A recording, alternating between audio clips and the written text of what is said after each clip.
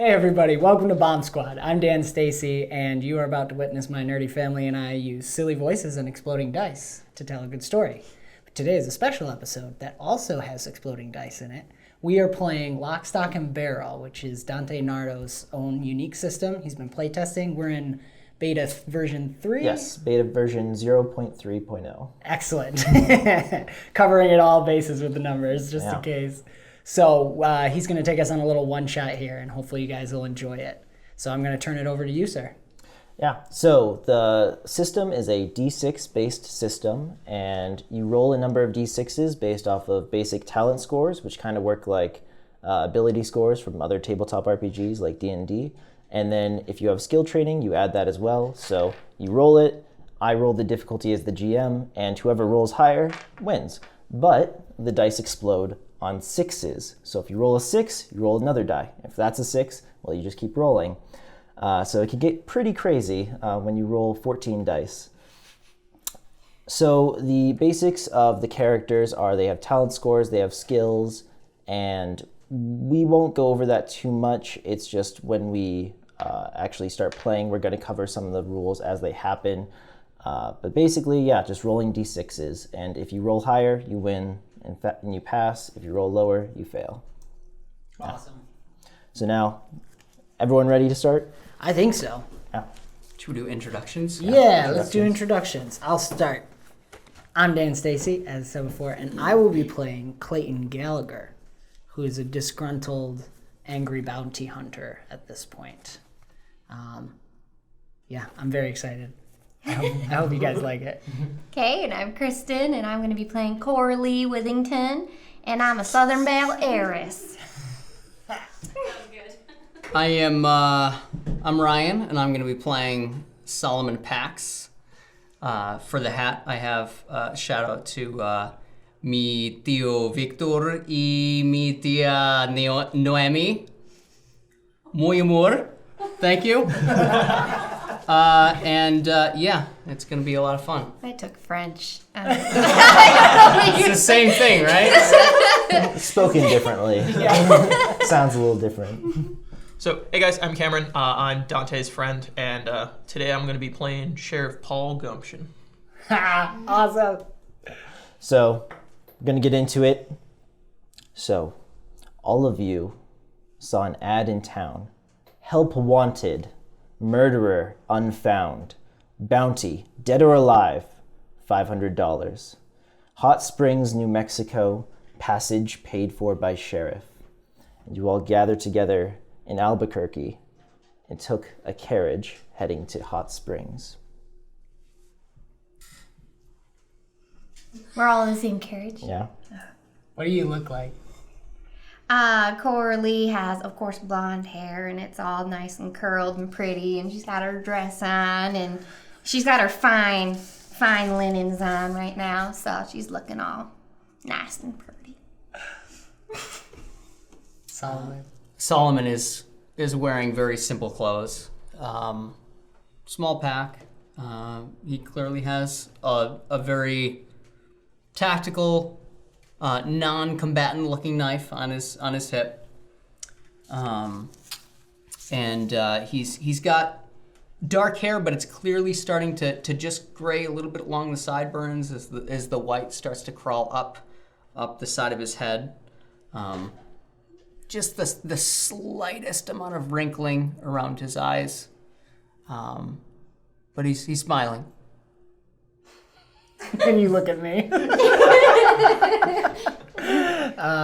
Clayton is he's rugged dressed. He hasn't shaved in a bit, but it's not kept. And his hair is longer, definitely going for Aragorn kind of look with the hair length and stuff. And he's got his hat on and the long trench coat, and he's just smoking a cigarette. Kind of just looking back and forth between both of you. Because this one's dressed weird and this guy keeps smiling at me.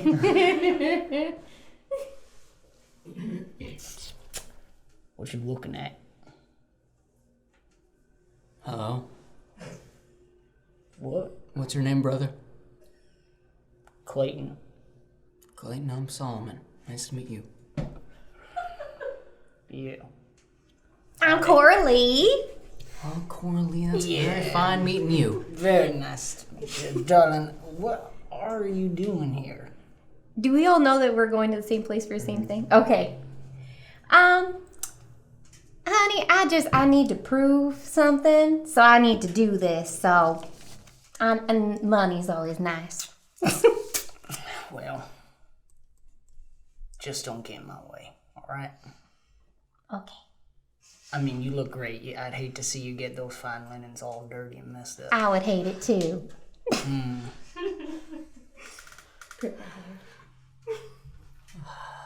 You know, I tell you, I've seen a lot of people chase money. Too few chase the Lord. Oh, okay. Were you some kind of preacher boy over there? And pride. Yeah. Well, I'm not gonna look at you anymore. Brother, I've seen that all too much. Now I tell you, you don't have to look at me. Lord's always looking at you. You got a lovely smile. Thank you, sister. I'll say the same to you. Thank you. What's a preacher boy doing hunting a bounty? There's more to a bounty than just the money. Yeah, I reckon. There's a soul at stake. Just like you. Just like the missus here. Keep in mind, we're all the same now. Maybe. We're all just a bunch of nasty individuals walking around. Yeah, the weather's great today. Ain't it nice? Yeah. Well, nasty. The Lord's good. Yep. I don't think so. If he's good, I would hate to see what bad is. Oh, brother. No offense, mister, but I ain't your brother. How about son?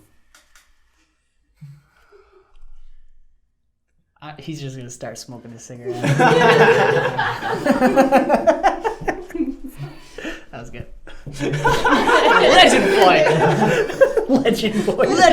Legend point. So you continue the rest of the ride in a little bit of silence after a little bit of a heated discussion. And a few hours later, you arrive in Hot Springs. It's a little bit in the afternoon, not late afternoon yet, but past noon.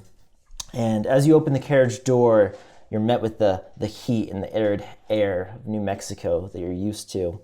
And you hop down from the carriage, you're met with like this alkaline dust that just kind of flies through the air. It's very salty, even you can taste it on your mouth. An older gentleman, around the age of 50, moves towards you from a small building with a sign labeled Sheriff in a large slab lettering. The tin star on his chest makes it clear that he is the sheriff of this town. Well, howdy, travelers. Welcome to Hot Springs. Sorry you couldn't stop by in a little bit of better light. We're in the middle of a minor issue, but I assume you're here on a travel vacation. I can show you the Hot Springs in just a right moment. I got something I need to take care of. So you see, the sheriff. He's got a dark hat and a salt and pepper beard. Like a darker shirt. He's clearly trying to accentuate the pepper more than the salt.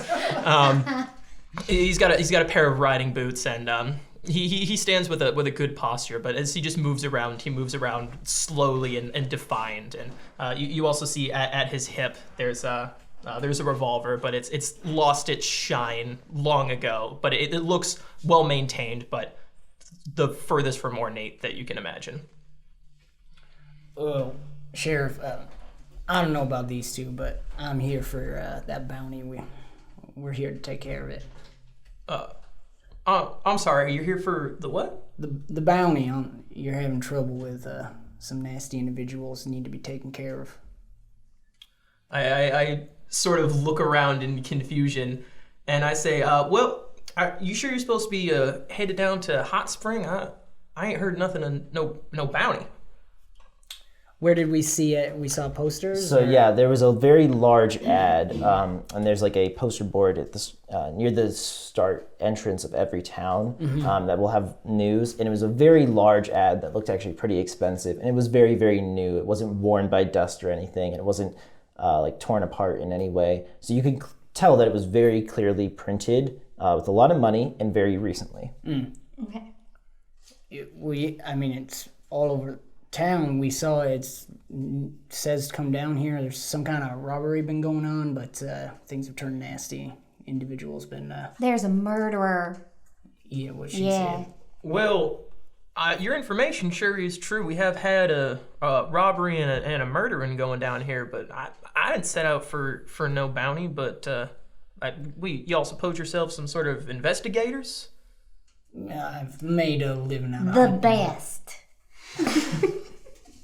So at this point, a young woman who you recognize as Fern Ketchum is walking towards you from town. She says, "I put out the ad." Well, Miss Ketchum, I understand that I've been out of town recently, but It was my husband that was murdered after all. this I And you know. weren't here to do nothing about it. Well, no, ma'am. I was investigating some of the other bounties down in Santa Fe. Well, I would like some other help, because you seem to not be capable of helping. Well, Miss Ketchum, that does hurt a mite lot, but I assure you this will be under control. But if it will set your heart at ease, I will allow the additional assistance of our new compatriots to make sure that we bring this man to justice. I'll be waiting in your office. All right, well, ma'am, She walks away. have a nice day. Poor darling. Yeah. Well, So, what's going down, Sheriff? oh, I've started out the investigation already. I've called everyone who might have seen anything of the murder. As you can see, there's a bit of a line outside my office now.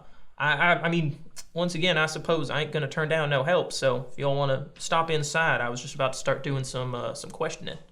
That'd be lovely. This weather is terrible for my hair. Yeah, what she said.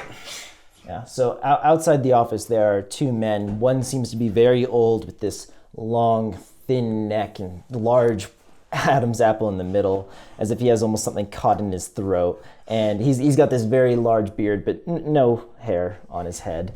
And the other man next to him is very large and tall, but very broad as well, and very muscular.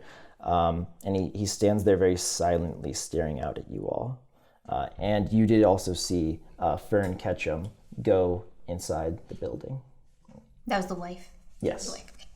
Yeah. So you know that the name of the man that was murdered is Jack Ketchum, is Fern's husband. But you haven't been around, so you don't know anything else yet.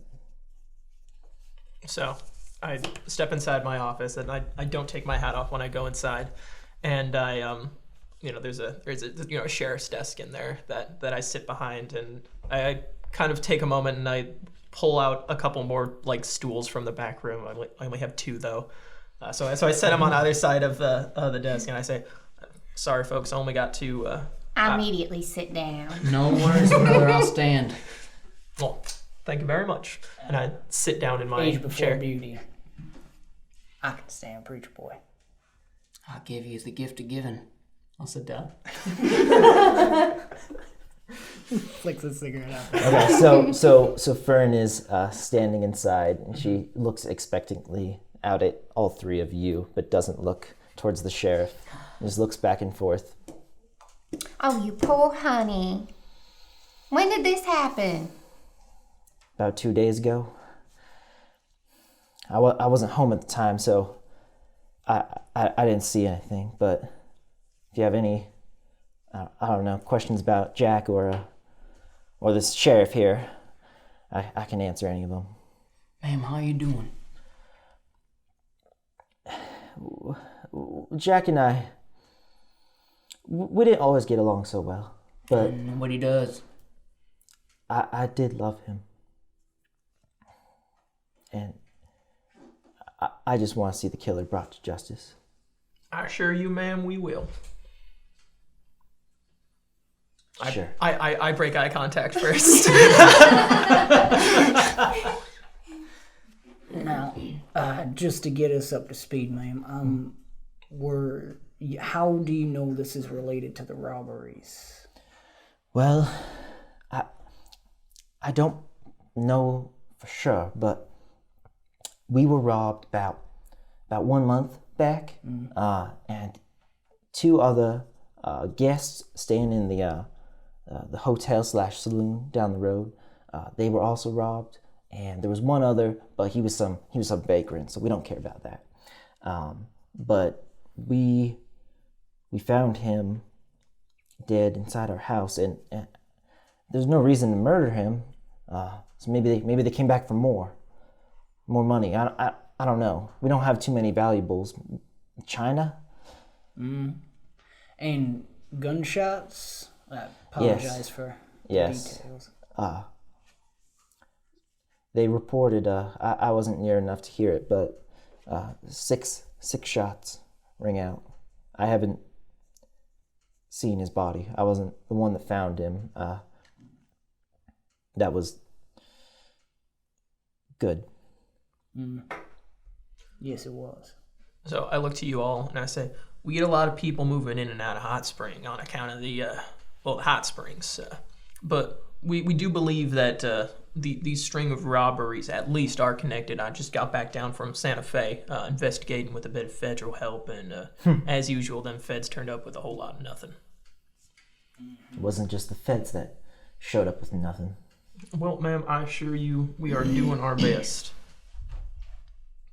And where were you when this all went down? Well, he was, we went to church that morning, of course, Lord's Day. And after church, he was, kept shaking and muttering some nonsense. And I went to the doctor to get some laudanum. It calms nerves, of course. And sometime while I was gone, it happened. Now, ma'am, did you and Jack have any weapons in the household? Jack had some kind of revolver. I can't remember it, but it was stored underneath the bed. It's still there. I checked. And all 6 shots still in the chamber? I don't know. I didn't check. You can look if you wish. Do you think he shot himself? Well, no. 6 times? Well, no, ma'am. I'm wondering if he had any chance to defend himself. Clearly not. Otherwise, he'd be alive. Were it so easy? And who found him?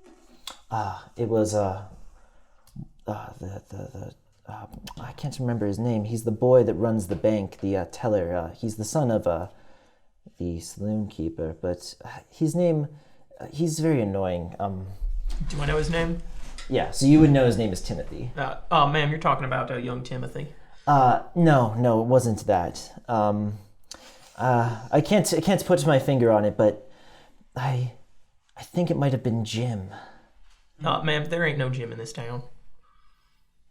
Wow, that seems like such a common name, and no gyms. Well, we ain't that big a town. All right. Well, where can we find you if we have any more questions? I'll be at home. It's not dirty or anything, so I'm still staying there. It's down the road, past the saloon on the right. Ma'am, can you tell me where your church is? Well, it's also down the road. It's a very large building. You can see it for yourself, sir. I do that. It's got 2 floors. It's real big. I'm glad to hear that. Sounds lovely. I've been there often recently. Well, thank you, ma'am. We'll let you know, and we'll do all we can. Thank you. I trust in you. Thank you. You look like you can accomplish something. You're very kind. Yeah, I've done this before. Ma'am, may I ask It's all right if I pray for you? Why? Of course it is. All right. Clayton leaves. Solomon, watches him. I tip my hat down. Solomon's gonna put his hand on her shoulder or on her hand. Lord, may I ask that you be with this woman, be with her husband. May your face shine upon her. May you be gracious to her. Amen. Amen. He's lighting up. So and Out of the door. Yeah. and as you finish the prayer, she stands up and walks out. So where are you heading when you leave? Are you just standing outside, or? I think I'm starting to go towards the saloon, but Okay. I'll wait for them. After she steps out and after the prayer, I say, well, Clayton, you can step back in now. I was actually thinking about going down the saloon to see unless you got any other information. Oh, yeah, we got a couple more people standing outside who say they saw something. I mean, All right. if you're might thirsty, we can fill you in later, but I recommend you sit down. All right. But we don't have any seats, so you have to stand. I'm used to standing. Unless she was sitting and she left. So, do you call in the next Yeah. witnesses? Yeah. Which one do you call in? The old man or the? What was the old man's name? You know his name is Wayne Stubbs. Okay. Wayne, I saw you out there. You can go ahead and step on in. Sheriff, what? Why didn't you have me in here earlier? I was ready to give you the information. I wonder what. Well, Wayne, you and I both know that I was out of town until recently. I wanted to call up everyone at once. That's rude. So, anything you know, please say now in front of God and everyone. Okay. Well, I was walking down the road in the early morning like I do, and heard a band going on down the road as well, just by the carrying house. And, well, ain't that strange? Strange indeed. And then I saw somebody raising out on a horse, black and lightning. And do I get a reward now? So you are able to decipher his speech, and you realize that he said he was walking down the road when he heard some bangs at the Ketchum house, and then he saw someone leave on a very dark horse that was as dark as night. And then he wants the reward now. Yeah, so I relay this information to everyone else. Oh, that's what he said? Okay. Well, of course I was. Yeah. Okay, honey. Well, sir, I'm afraid the reward is only for people who can bring in the bandit. But your contribution. And he just leaves. I tip my hat as he steps out. I like nice a old man man. with a little gumption. That's nice. Heart and soul of this town. I want to lean into to you and say, truth is on the road. Don't pay the bills though, does it? And then who was the other man who's standing out? The last one you know is Mute Jones. Oh, all right. Yeah, and he's called that because he's mute, and he works on one of the nearby ranches. All right. I say, all right, Mr. Jones, you go ahead and step on in. His first name isn't actually Mute, but we forgot what it is, and he ain't right ready to tell us. Why So- is he mute? This very imposing figure. He's very dark tanned from his work outside. He's probably got farmer's tan, but you can't see it. He's wearing just very dark brown clothing and this very, very dusty, worn old jacket. And he's wearing a hat, and he takes it off as he steps inside, and he nods. Howdy, Mute. Mr. Jones? Hello. So, Tip my hat. He just raises his hat off his chest a little bit. what you got to tell, or rather show us? You saw.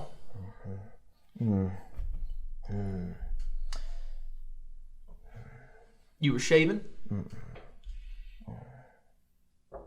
He had a beard.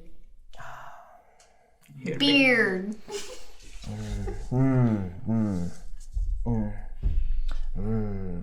Big beard. Sideburns? Sideburns. Big, thick sideburns. See anything else about him? And then he puts his hat back down and he walks out. Have a good day, Mr. Jones. How do you see the sideburns and not the face? Well, I ain't quite sure how he described the face. Oh, there you are, Peter.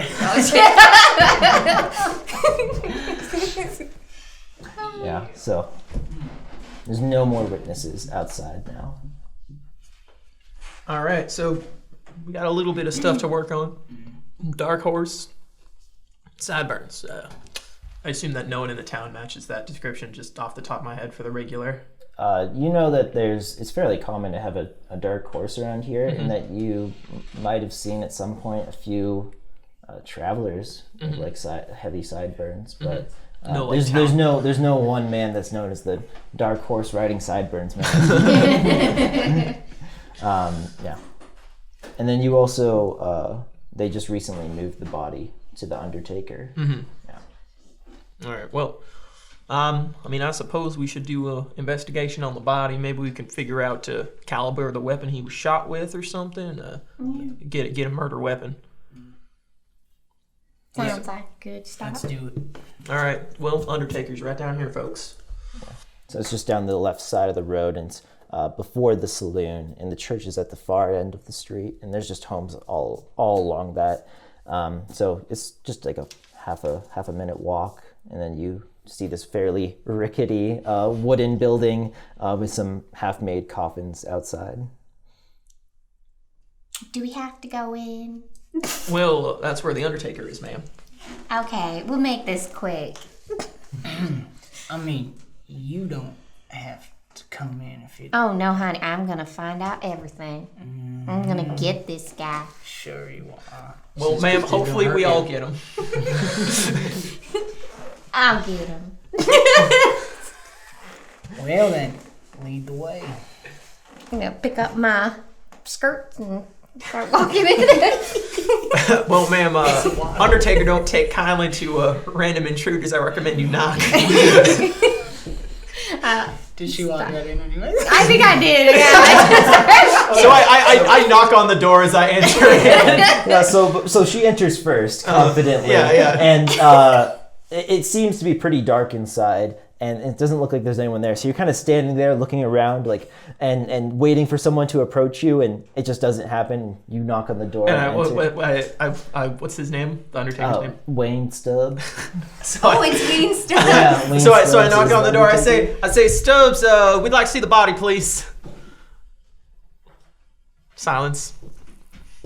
Wonder where that old man got off to. I'm gonna start walking back and seeing if I can find the room where bodies are. Yeah. So there's a room on your left and a room on your right. Which one do you look into? I'll go right. Okay, so you go right, and you can tell it's his bedroom. So it's where he This sleeps. is his bedroom. Everybody. Oh, yes, ma'am. I could have told you that. Oh, okay. Where do you keep the bodies? On the left. Okay. We go in that one now. So you go in there, and it looks actually very similar to the bedroom, but the sheets aren't as nice, and his body is on top of the sheets, covered but the face. Okay. Yeah, and you can tell it looks like he's very shocked and grimacing a little bit, as if in a little bit of pain. So I say, I recommend y'all plug your nose, and I pull the sheet back. It doesn't smell too bad, actually. It hasn't really started decaying, and he's still wearing all of his clothes. They didn't strip him or anything. He's wearing just a regular tan shirt with a what looks like a nicer jacket over it. And you remember that he had gone to church earlier that day, but there are 6 holes in the shirt in a pretty tight formation in the middle of his chest. And from the caliber, you could probably discern that it's not super heavy hitting or light ammunition. It's just what you would expect, the average ammunition. You would know it's the same ammunition your gun has. Oh, okay. Yeah. 9mm.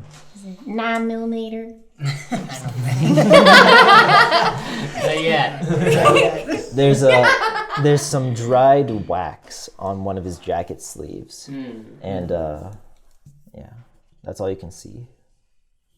Wow. Looks like whoever murdered this man was quite the marksman. That ain't no amateur pattern there. Yeah. And then everyone make an awareness check. Ooh, rolling. First roll. One's for you. Okay. Sorry, what was it? I was too busy being So it's, excited. so it's your Sucks. awareness. So you have 2 dice. So you just roll 2. Just 2. And the difficulty, just so you know, is medium, which means I roll 3. Rock and roll. 4 buddies. 4 buddies. I got 3. 13. Hey! So, He well, looks dead. well, everyone else is just kind of staring at him, saying, "Well, yep." You actually examine the body a little further, and you notice his hand is actually somewhat like balled up, almost into a fist, and you can see through little bits of his fingers. There's like pieces of paper jutting out. I'll start trying to pull it if the rigor's not too bad. The rigor mortis isn't too bad. It offers resistance, but you're able to bend his fingers apart enough and not disturb the body to pull out the paper inside. What you got there, Clayton? Yeah, really cool. So I'm praying over the body. I'm not even with the group. I'm just Honey, I doing think you prayer. need a shower. Yep. Have you heard of those? Or bath? You know? Yep. I mean, a dunk in the river usually. Anyways, I'm we're gonna keep fine. my curse. We have lovely hot springs here. Thank you, Sheriff. it's clearly some weird crumpled up like piece of paper he must have just picked up or grabbed or something, and scrawled on it at the top it says a word you don't know. It's spelled Veritas, and you don't know it. And there seem to be a bunch of numbers in a column format below it on the piece of paper, and then at the bottom in text you clearly can see it just says GAMB, but these letters look like they were scrawled in a hurry, as if he had very little time to do it. Do I know if Jack was much of a gambler? So most people out here will gamble a few times. He's not. Gambling is actually a career that people pursue, and he wasn't one of those. So there are a few gamblers that will travel around or stay in the town for extended periods of time, but Jack himself wasn't too much of a gambler. But he wouldn't partake on occasion. Yeah, he would partake on occasion. And preacher man, Veritas. this first word kind of looks like something you might have run across. I'll see it. There could be Indian as well. Yeah. So I wasn't paying attention, so somebody has to. Oh yeah. Well, we found this paper here. He was holding on to it real tight. You can see some words, some numbers, and gam. It says Veritas. That means truth. You would know that. You have read. How many times do you think you've read the Bible? Cover to cover. Cover to cover, at least 5 times. At least 5 times, yeah. You would know that it says Veritas. I'd snap it out of your hand. God. Dang it. Well, truth, huh? Truth, some numbers, and maybe gambling. That's my first thought. Maybe. Is he much of a gambler? I mean, everyone in this town partakes. There ain't much else to do. Yeah. But I mean, he didn't visit often. He weren't no career gambler for certain. But I mean, he must have played against some once or twice. We can go ask his wife if they had any major debts or something. Yeah. Is there anything about the numbers that jumps out, or does it just seem? There doesn't seem to be a pattern of any kind, and they range in magnitude as well. Some are in the like single digit, and then some are even 3 digits long, and there's no text accompanying them. They're just in a column. Well, we sure as hell wasn't counting past 100. Yeah. I wouldn't think gambling, you'd think bigger numbers then. Brother, truth and gambling, they don't mix. Yeah, I mean, looks like these two words were written at different times, too. Do you think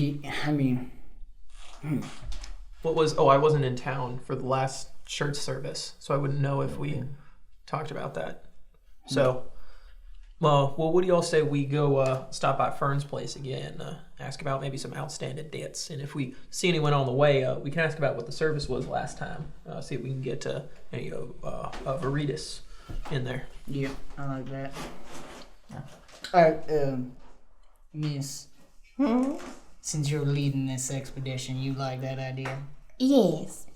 Back. Okay. She wasn't. I do. I exchange a knowing glance with Clayton. I want to talk to that vagrant person, right? The one that got robbed too. I want to talk to him. Well, Yeah. I assume he probably isn't even in the town anymore. You could check. You don't. I mean, Yeah. You haven't been around town today that much, so because you just got back today, so you haven't seen any vagrants around. Yeah. Well, man, people don't hang out here too long, but I mean, I suppose there's a chance you could still be hanging around. We can swing by the inn on our way over to Fern's place. Right. If Is it the is- saloon part of it? Yeah. Go. Sometimes you like to stay somewhere and have a drink, so they usually put those two. I'm pretty sure you ain't staying around these types of places normally. No, honey. Yeah. Yeah. So I like that idea. There was those robberies at the saloon as well. I'm gonna check that out too. So. Yeah, sounds like a mighty fine place to start. All right. So you're heading to the saloon first. Okay. So it's Well, again, we just make the most logical path. So. Yeah, no, it's one. The town is effectively one row, two sides of the road. And so you were on the left on the Undertaker, and now you're just heading farther down. And it is the biggest building, the saloon, which is called the Lazy Armadillo. And the Lazy Armadillo also doubles as the hotel, and it's the grandest building is too. It's got like actual ornamental architecture, and it's painted. But it looks like it's also not been treated as well recently. Almost like, they've let dust settle in places, paint chip off in a few spots, and there's some scratches as well. And it looks like something they might have normally have taken care of, but haven't in recent times. So yeah, you can enter through the saloon doors if you wish. How much can I get for $1? Okay, so you want to walk up to the barman and ask that? Yeah. Yeah, so you walk in and you see the place is almost barren. There's a lot of tables on the first floor, and it looks like the rooms are on the second floor. And the bar is on your left, and Bert is the bartender, which you know. And he's just washing some glasses. Looks like he's in his early 50s maybe. And you want to ask him for a drink? Yeah. Yeah, okay. So, what do you want? Well, funds are tight right now, so what can I get for $1? Well, half a shot of whiskey. That's great. So I've done horse piss if I had to, so. So All right. I keep my hat on as I enter the saloon, but I tip it towards Bert and I say, "Howdy, Bert. Back from Santa Fe. The Feds sure as hell didn't do any good, but fortunately, this lot showed up to help out." All right. Do they want anything to drink? Also, you know the policy. You guys got to turn over your guns. Don't want no blood in my house. Oh, I don't have any guns, honey. I have a knife. I have knives too. Oh, okay. I write my name on it. What? No. With your lipstick, like? So Like just an X, so I know it's mine. So he takes it and he's like, you didn't have to do that, all right. He puts it somewhere underneath the bar. I and know says, it's mine, "Me too." honey. Tomahawk all reliable. All right. Anyone else? Sheriff? Well, sir, if there's any trouble, I'm sure you want someone helping out. Do you remember the last time you had too much to drink, Sheriff? Well, that's sort of the nature of having too much to drink, Bart. You don't remember much at all. Take it. I hand it over.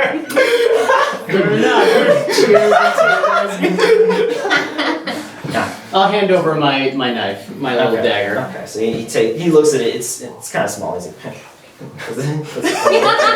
That's for you, brother. and you see that there's a double-barreled shotgun behind him on the bar.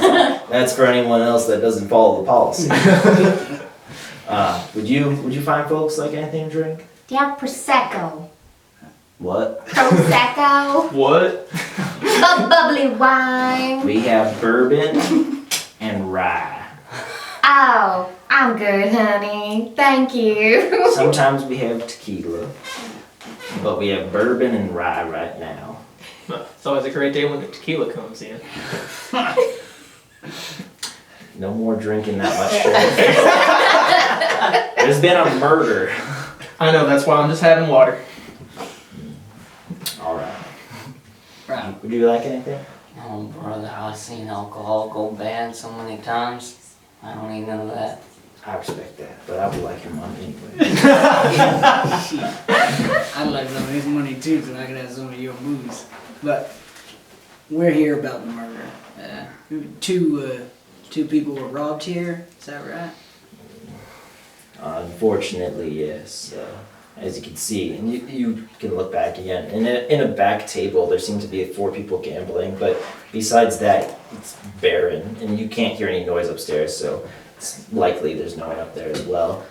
Well, there hasn't been much business as of late. They think they're not safe staying here, which I guess is true.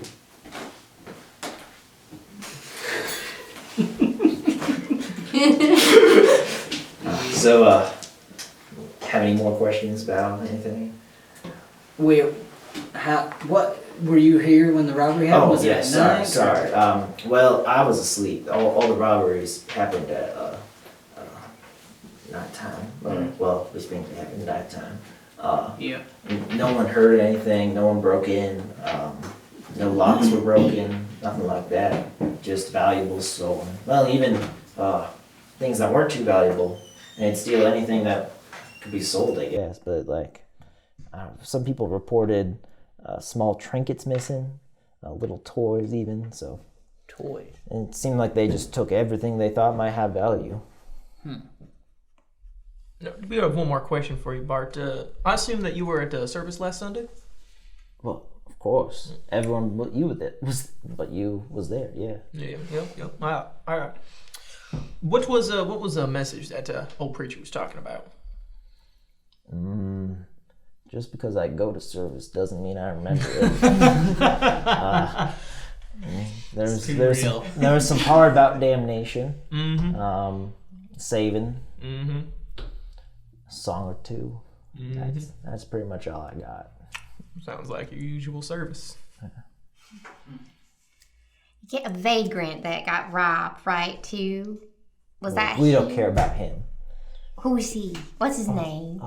We don't know his name. He's a vagrant. He Oh. just came here. We didn't give him service because he had no money. He wanted to sleep in the street, and we had to kick him out. No. You kicked out a man just because he ain't got no money. Yeah, that's my job. That's my living. Heck, I'll give you the money for him. Where is he? He gone now. But I'll It's take the Task money at a time anyways there, if you preacher man. you One want to task offer. at a time. You could pay ahead if you want. I'm sure there will be more vagrants. Do you know what direction he headed? No. Okay. Well, do you mind if I'd like to take a peek at the rooms that got robbed. Anything? Sure. They're right upstairs. You can see the stairs are kind of at the end of the bar. You can just walk up on your own. There's not much in them anymore. Just a few amenities or something like that we give you.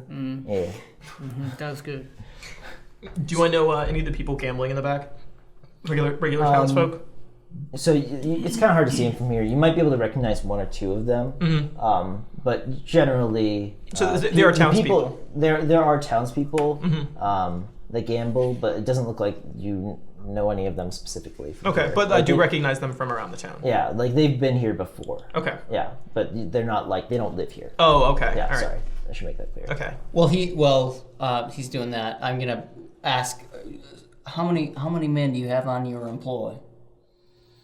Well, a month ago I had about 5, but now it's just me and my son Timothy. He technically works at the bank, but the bank don't get used much. So when he's not at the bank, he's here helping out. We used to have this nice lady, painted lady. She stayed around here, Miss Marlene. But she left when the money kind of left, so. As they do. Your son was the one who found Jack, right? Yeah, he was I don't know what business he had with Jack, but maybe he saw the door open or something, and he went in and found him. Sheriff wasn't around to raise the alarm or anything, so we kind of had to get together and figure that out for ourselves. I'm so glad you're here with us, Cameron.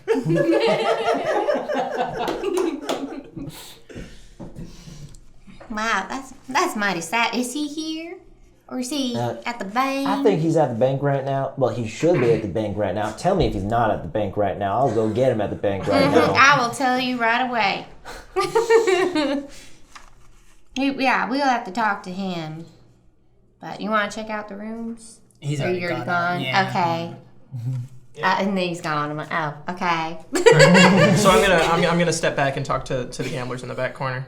Okay, so You just hear him as he's going upstairs. Like, you're in charge, honey. yeah, so you start heading over there, and you walk upstairs, and there's about 10 rooms. So that's actually a lot. Yeah. Because a few of them have multiple beds, so you look at the first one, I'm guessing. I mean, are you going through all of them, or? I was thinking trying the to ones just that were the robbed? ones that were robbed. Yeah, so the ones that were robbed were going to be the fourth one and the last one. Okay, I'll start with the first one I come to. Yeah, the so fourth. you come to the fourth one, and it's just a one-person room. It's fairly small. There's enough room for a bed, a small storage container where you could put some of your stuff, like your guns, and then a place to stand as you get into the bed. And that's it. No window or anything? No, there's no window. It's there. It seems actually like the saloon is well built, so it's actually insulated somewhat. So it's pretty temperate and cool in here compared to the outside. Anything weird about the door? Or does it seem normal? It's just a wood door that needs some oil. Alright. I'll check the other room then. Yeah. So you go to the other room. This one's much nicer. So the walls in this one are actually painted, and it takes up when you're going down the hallway. There's a decent amount of space between each door, and then before the last one, there's a lot of space. And this room can fit one very large, nicer bed, which you find in there. It doesn't have the sheets on it right now, but there's actually a wardrobe, and there's this one has a nice window in it. And we're one story up? Or something? Yeah, you're about one story up. If I look out, does it look like someone could climb up through the window? So you can look out, and I mean it's pretty. It's Does the not window like does it even open? It does not open. Doesn't even it's, open, okay. Yeah, it's not rickety wood. It is pretty well constructed, and it's a flat surface. So they would probably need something like some kind of utility to climb And the up, glass like some isn't kind of broken ladder. or anything. Yeah, and the glass doesn't look like it was broken, and it still looks like there's some dust on it. So that could be it could be old dust, but it could be new dust too. You don't know for sure. All right. I'll go back down then. What'd you find? I don't know. It looks like, I would say, an inside job of some kind. I don't see how someone could have gotten in. Look over at the bartender. He doesn't notice. He's just washing glasses, and you could tell from the glasses he's washing that they're dirty. But he's not necessarily making them cleaner as much as making them look a little cleaner.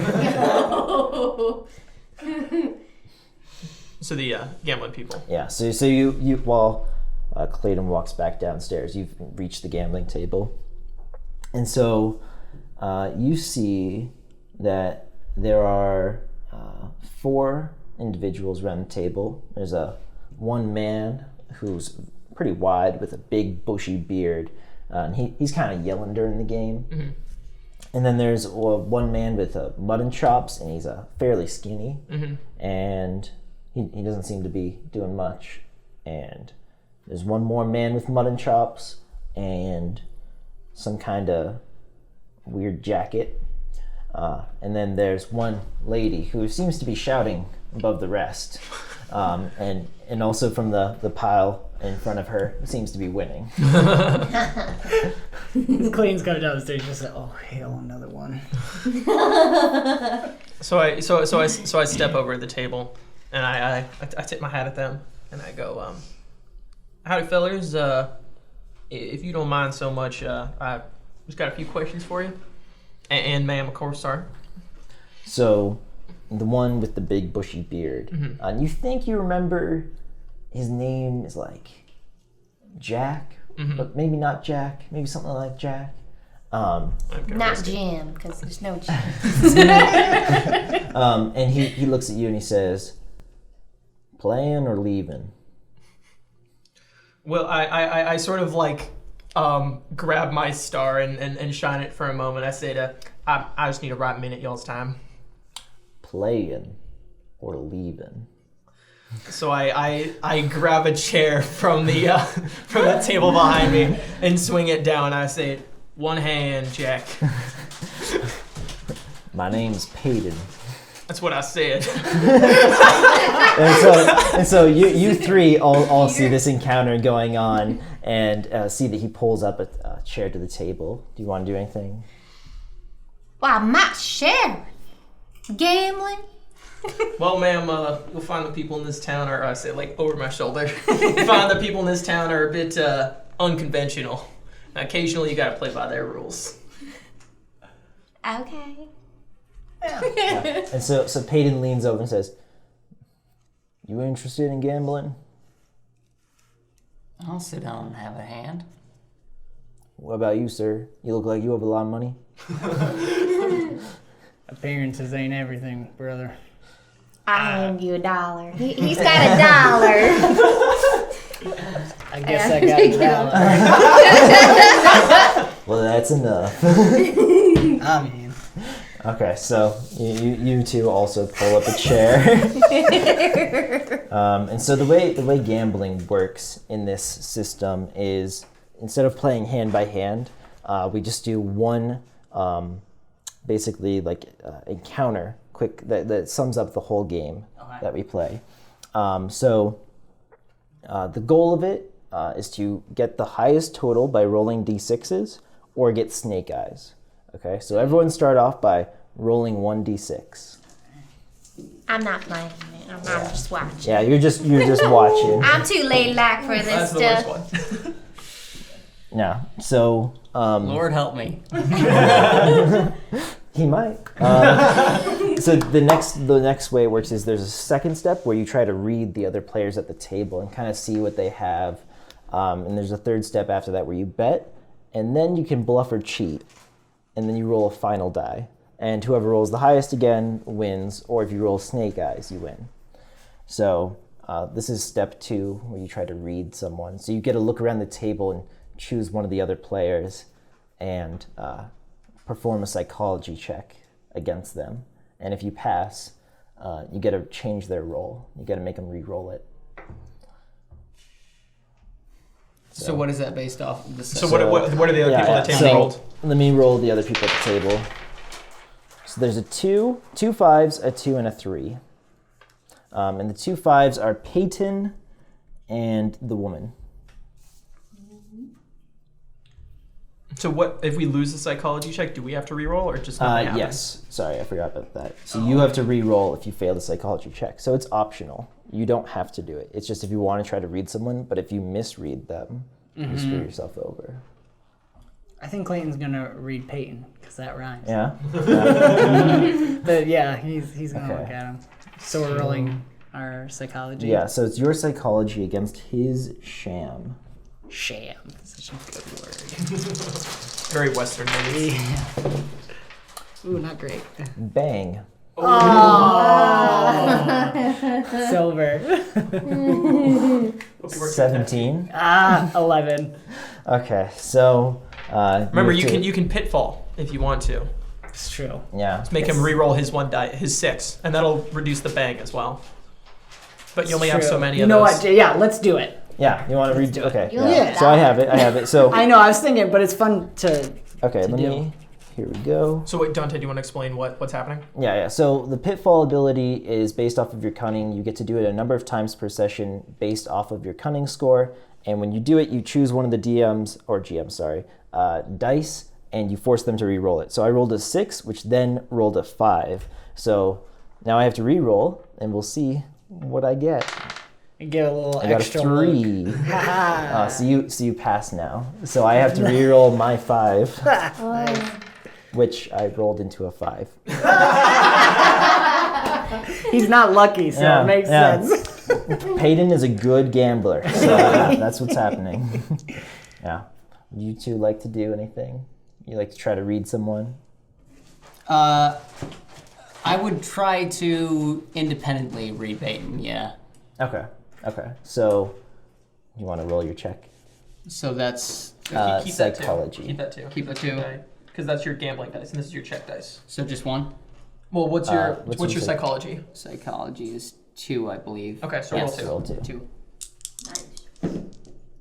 Oh, nice. What's these ones? 10. 10. Okay. 6. so you pass and yes, sir. You roll it again. He rolled a 5. This guy's good. He is really good. Very experienced gambler over here. So, Sheriff. I ain't doing nothing. Okay. So now everyone gets to bet. So we'll start with the sheriff who drew up a chair first. All right. So the way it works is you don't have to bet based off of other people. It's just you put down the bet, and if you your end result's good, you win. If not, you lose. Gotcha. Yeah. So that people like you can play without money, and so it's not a true gambling game. Yeah. If you felt like it, you could totally play this with actual blackjack or Texas Hold'em or something. But we got places to be. we got a murder to catch. Exactly. All right. I'm gonna put in $4 because I got 1. Can I put a mini Bible? So Literally all I have. you put a mini Bible on the table, and Peyton and one of the men with mutton chops, the one with the weird jacket, they both just kind of stare at you and say, "How much is that worth?" Your soul, brother. So nothing. Yep, not in my book, brother. Not in the Lord's. All right, but at my table, it worth nothing. I'm just gonna take this. You ain't got no money? No, brother. I don't believe in it. He holds up a bill. He's like, "What do you mean you don't believe it? It's right here." It ain't got no power over me, brother. Got power over your stomach. You got power over whether or not you can play at my table. Tell you what. How many people are at the table? So it's you 3 and 4 gamblers. So 7. 7. Oh, 7. There's 4 gamblers. So I'm gonna give the 4 out 4 Bibles for free. You won. You won this gamble. And then give him 4 Bibles. So they kind of look at it and all right, and the one with mutton chops that has kind of a thinner neck is like starts looking through it. He's like, It's probably the illiterate one. No, he can read most of the words, most of them. Sees and 2. Yeah, and there's some fancy ones. The fancy ones look cool, and there's a drop cap lettering, which is the big letter at the start of the paragraph. Yep, so he appreciates that. And they say, "Oh, right, well, you can play this round, I guess." And I say, he doesn't have no pot to piss in or a window to throw it out of, so. I'm sorry, ma'am. We speak English in this town. How much do you need for it? She's right. I just got $1. Well, $1 all you need. Alright. And Thank Didn't you. you have a half shot of whiskey? I spent my He last spent his She dollar. gave me I so the gamblers each put down $10 to $15. So 2 of them put down 10, and then Peyton and the man with mutton chops that has the skinnier neck, he also puts down $15. So now what you do is you can bluff or cheat. So the way bluffing works, you roll a hard sham check, which means you roll against 5d6. If you're successful, you roll 2d6 during the next step instead of 1d6. But if you fail, you don't roll an additional d6 at all. If you cheat, you do a hard sleight of hand check, and should have done this. and you roll a d6, and you can keep rolling as much as you want. But for each roll you make, everyone else at the table makes an awareness check to see if they realize you are cheating. Alright. No. So we'll start with the sheriff again. I'm gonna play it straight. Okay. You gonna cheat, Pastor? No, you cheat. I'm just wondering if he's like immediately gonna give up or not. Trying to realize if bluffing is immoral or not. Like flipping through the Bible real quick. Like, is that a lie? Is that... Shrewd as a serpent. We're gonna go for it. We're gonna bluff. Okay. Yeah. So, my 5d6 against your sham. It's under social skills. Oh, this is bad. No, you need a bang. That's Nine. never a good sign. 16. Yeah. Yeah, win. so What'd you get? 9. Yeah, so you don't get to roll an additional die during the next step. So you're stuck with your 2. That's fair. Now, as you're playing this game, you notice that some drunk cowboys come into the saloon as well. You recognize them as just some of the cowboys that work on some of the nearby farms. There's like the McGlories and the Tuxes nearby, and probably from one of those. And they're already drunk when they enter. And so they're kind of making a ruckus. They're pretty far away, so you don't hear them too much, but they're kind of annoying you, and they're already ordering more drinks.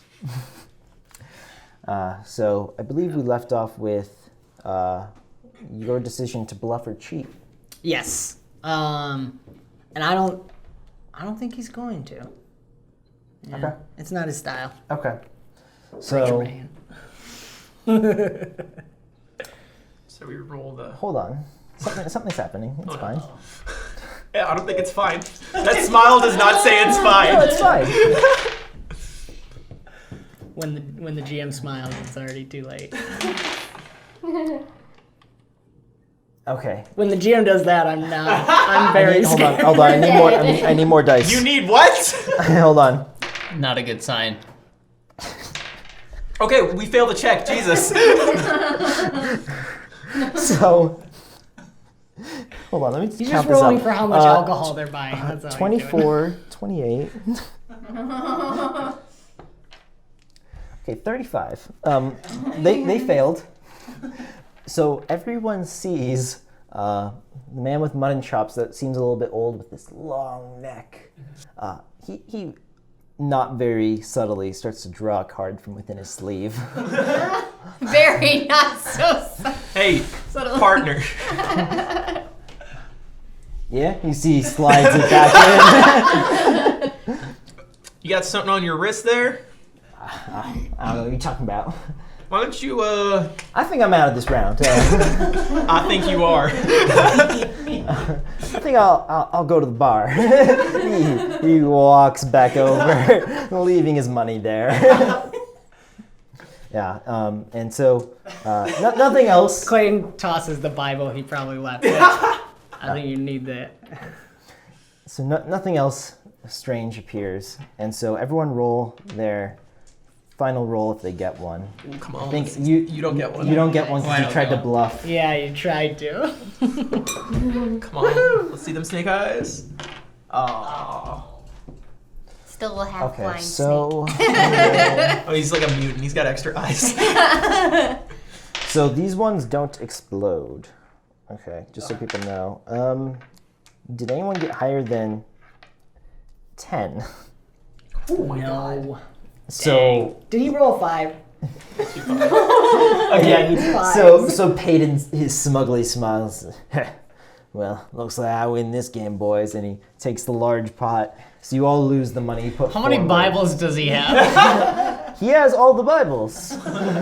So he brings them closer, and everyone else seems a little disheartened, except for the one with mutton chops that didn't go to the bar, who has this interesting jacket. It's somewhat ornamental. Yeah, and they say, so, or Peyton says, so, what was your question? Oh, well, what was Jack's last name? Kitchen. Kitchen. Well, I was wondering if any of you fellas knew a man by the name of Jack Kitchen? I might have gambled with him once or twice. I don't remember people I just crush. Like you folk. Harsh but Yeah, that fair. dollar must feel real good in your pocket there. He takes out the dollar, the one that you handed over, and he looks in your eyes as he rips it in half. It meant nothing. That was my dollar, honey. Yeah, Well, shouldn't, you can have it back. Actually, disappoint the lady like that's still that. worth it. You can turn that into the Federal Reserve and they'll give you a new one. He slides his hand over and takes it back. I knew that. But anyway, yeah, perhaps he owed some mighty debt to someone. Well, ain't me. What about you, Roxy? So Roxy, the one says, nope, no debt. I beat him, but he didn't gamble much. Yeah. Can I make a psychology? Is that what that is? What do you want to do? I wanna see if they're lying. Yeah, I do. Yeah. Go for psychology. It's gonna be Lucky 7. that's okay. Bang. 12. I got 7. So you can't tell if they're lying or not. You're unsure. Do you have any other questions? No, I think that'll be all. Have you seen a vagrant? I've seen a lot of vagrants in my time. The one that got robbed here. I don't know the one that got robbed here. Okay.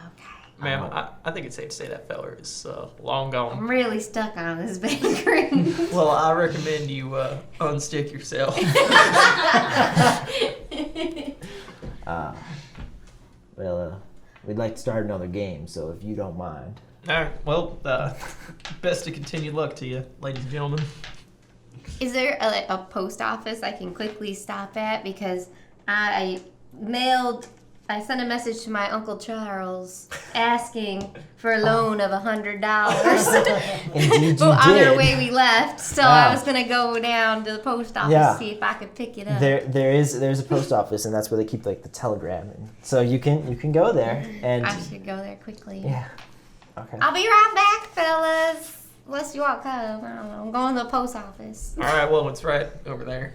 Okay. Yeah, so you head outside real fast, and you guys are just talking, and Mighty strange woman. you get to the post office, and the operator has received a telegram saying that he is supposed to give you this much money. Obviously, he doesn't have it, so it's the sheriff's job to give you the money from the bank. Yeah. So I hand it over to you. Sheriff, I need, my Uncle Charles sent me over some money just to help get me by. I mean, it'll last for me, not very long, but, Mighty strange woman indeed. Well, man, we have a small collection of money down at the bank. I suppose I could escort you down there. That would be lovely, honey. Thank you so much. I think we were gonna stop there next anyway. And talk to Timothy. That's right. Yeah. Let's go.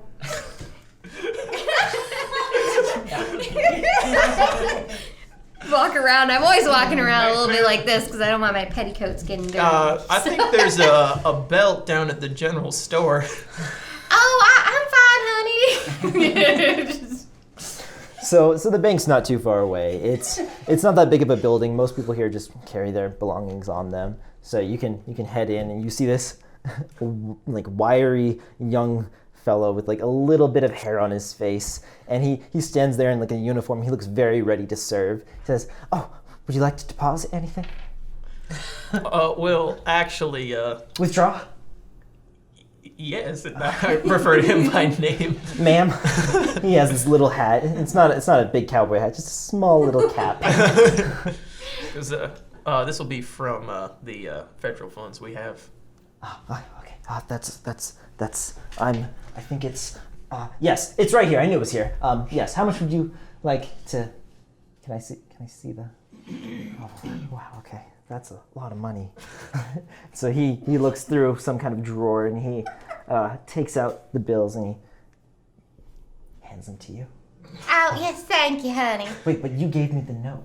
It's her money, son. Okay. Thank you. It's just a small loan, You're from very Uncle pretty. Charles. I mean, nothing. Thank you, honey. Nothing. You, man, yes. Is that all? No, we were also wondering, Timothy, right? Yes. How did you know my name? Oh, we've heard good things about you. I've met your Oh, pa I'm sure you have. over at the saloon. He's very proud that you're at the bank right now. Yes, I'm sure. So this is Timothy, right? Mm-hmm. Okay. You were looking into the Ketchum murder right Oh. now. Wondering what you saw. What you were there? You found Jack, right? Yes, Jack owed me. We played some game. I don't remember the name of it. Some kind of cards, and 5 of them in the saloon. That's poker, son. Oh yes, poker. Why did they call it poker? Boy, long before my time. Well, that's a long time ago. Okay. So I was trying to find him because he owed me a little bit of money. Because we decided to host it. None of the gamblers were in town at the time, and so we decided to host a little gambling game. And well, I think we both went in over our head, but I was apparently the victor, or at least that's what the other players at the table told me. So he owed me some money. I went to go, see if he had the money ready, and I found him dead on the floor, struck by some kind of 6-gun. That's when I got my pa, and his pa kind of took care of everything. So I wanna take my gun, like not draw it, just like hold it. I say, boy, can you hold this for me for a second? And I hand it to him. Yeah. And I like pay attention to the way that he handles the weapon. Okay, so can you hand me that? So you outstretch the handle towards him, and he grabs it like this. so I lean over holding to it. I lean over to Clayton. I say, boy, didn't do it. Thank you, son. I'll take that back. Okay. You just hear, Clayton just goes, Back over here. Yeah. So he clearly did not know how to handle the weapon. Yeah. Is there anything else?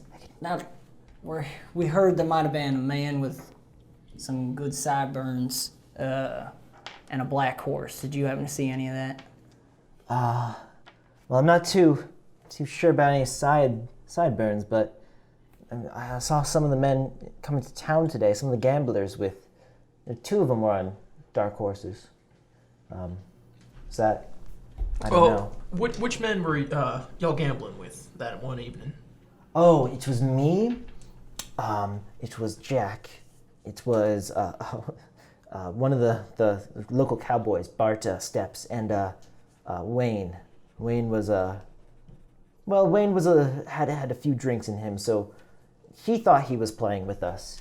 But he couldn't really communicate anything he was doing, and he wasn't really doing it. So it was just Jack Me and Bart, yes. All right. Well, thank you, son. You've been very helpful to us. And Where is Ma'am. Wayne? oh, Thank you.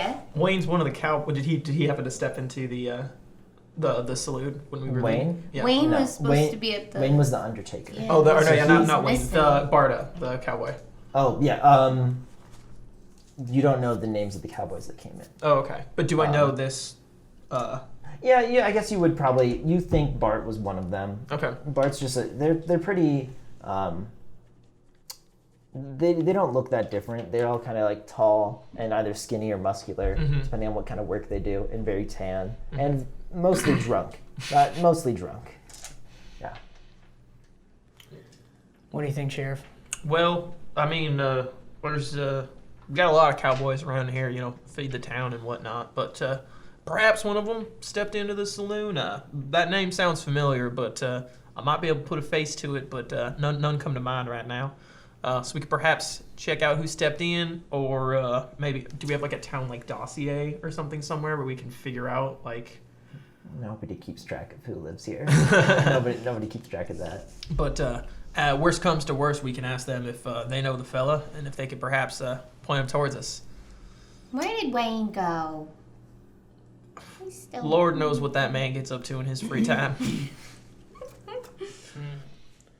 Well, there's that, and we also can go back to the Ketchum house. Any preferences? Since you're leading this investigation. Oh yes. I guess we go check on Bart. Where this Bart fella is. All right, well, let's head back to the saloon and see if we can track him down. All right, so you guys just walk back. It's, again, just a really short walk. Town's not too big. The hot springs themselves are bigger than the town. So you get back into the saloon, and you see that the four cowboys are each talking to the bartender, each relaying different stories, very drunkenly. And the bartender is pouring them more drinks because they keep handing him money and clearly not listening to any of them. So you think that the one closest to the door is Bart, because he had this kind of short cropped hair that you think he had, and he's saying, oh my God, are you the sheriff? Howdy, son. Hi, Sheriff. I'm afraid I didn't quite catch your name. Bart. Well, that's Bart. That's my convenience, son. Me and my friends here actually out. We were looking right for you. Well, that we know. That we know, son. That we know. Well, what have you been up to these past couple of days? Drinking. There ain't but much work. We took the cattle. What's his name? My boss. Mr. McLaury. Mr. McLaury. He had us take all the cattle back about a week, so we're just waiting on getting some more cattle. So we just been drinking. How long y'all been waiting, son? A couple of days, maybe. Sure, that sounds right. So I look towards what was it? The bartender's name is Bert, right? Yeah. Okay, so I say, Bert, how often do you see these boys come in? Well, almost every day for the past week. Thank you, Bert. I'm pretty much keeping the place afloat right now. So, I'll tell you what, son, Bart, you made any other visits while you've been in town, or is it just saloon ranch? Well, I tried to talk to some pretty ladies, but they're all hiding from me. So, it's mostly saloon to ranch. And then back. Yeah. Do you remember playing a game the other night with Jack Ketchum and Timothy from the bank? I think I played a game. Yeah. Yeah. Well. I think I won. Oh, yeah, that's what they told me to. Yeah. Absolutely. I'm real good at poker, chess. Poker. Yeah. What'd you win, son? Whiskey. I had a lot of whiskey at least afterwards. Did you tell anyone about your winnings? Your boss, maybe? I don't think so. I have it. Well, I had it. I spent it on the whiskey. I still got a little bit left. Speaking of, bartender. Whiskey. And Bert pours him another whiskey. Boy, I tell you what. Could you perhaps at least point us out the direction of your ranch? It's like north or east of town, or both. Northeast? Well, it might be north or east too. I screw them up. You know, like Well, sometimes which you're heading east, but it's north. All right. Well, I'll tell you what. If you were to be standing at the bank, or like if I Where's the bank? when you step out of these here doors here, Yeah. which way you turn? Oh, all around. Let me try this on you. When you're going home after you're done drinking, is the sun still up a little bit? Well, sometimes it's still up. Yeah. Sometimes I wake up when it come out the other way. Oh yeah. Yeah. And do you head when it comes out the other way? You Yeah. head towards it to get back to the ranch, or away from it? Oh, it's too bright. I go the other way. Well, I guess north then. Maybe. That's closest to west I got. Right. Good on you, son. Can you just take a right moment? Tell me what your boss looks like. Oh, well, he's fat. And he's white. Mm-hmm. And he doesn't like me drinking so much. Yeah, that's kind of it. That's what he looked like. No facial hair. Oh no, he has a beard. Big old beard. All the way down. It's like. All right, that's fair. Thank you, son. All right. Have fun, boy. Well, Mr. Bounty Hunter, looks like we hit another dead end. Yeah. I want to find out where Wayne went. There's a lot of. And that vagrant. Yeah, I know. Ma'am, I don't even think that vagrant knows where he ended up. It's probably true. But, I mean, Wayne could have gotten far. Probably around here somewhere.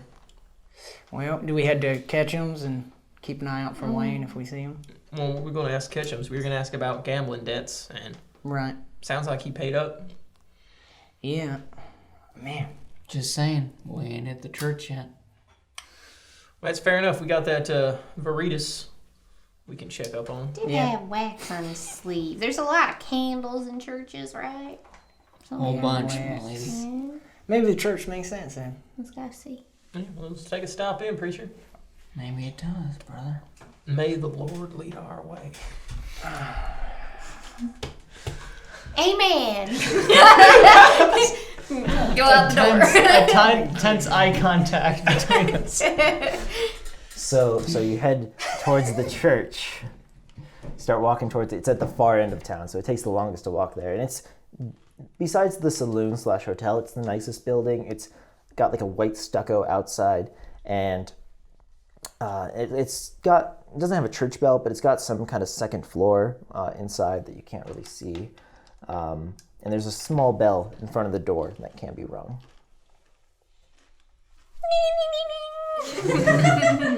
So the doors open inward, and you see three godly men in robes, and they actually have hoods on, and they're standing, and you know that they are the curates that help serve the actual preacher.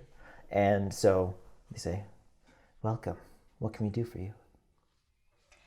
Hello. We were here to talk about what happened with Jack Ketchum. That was very unfortunate.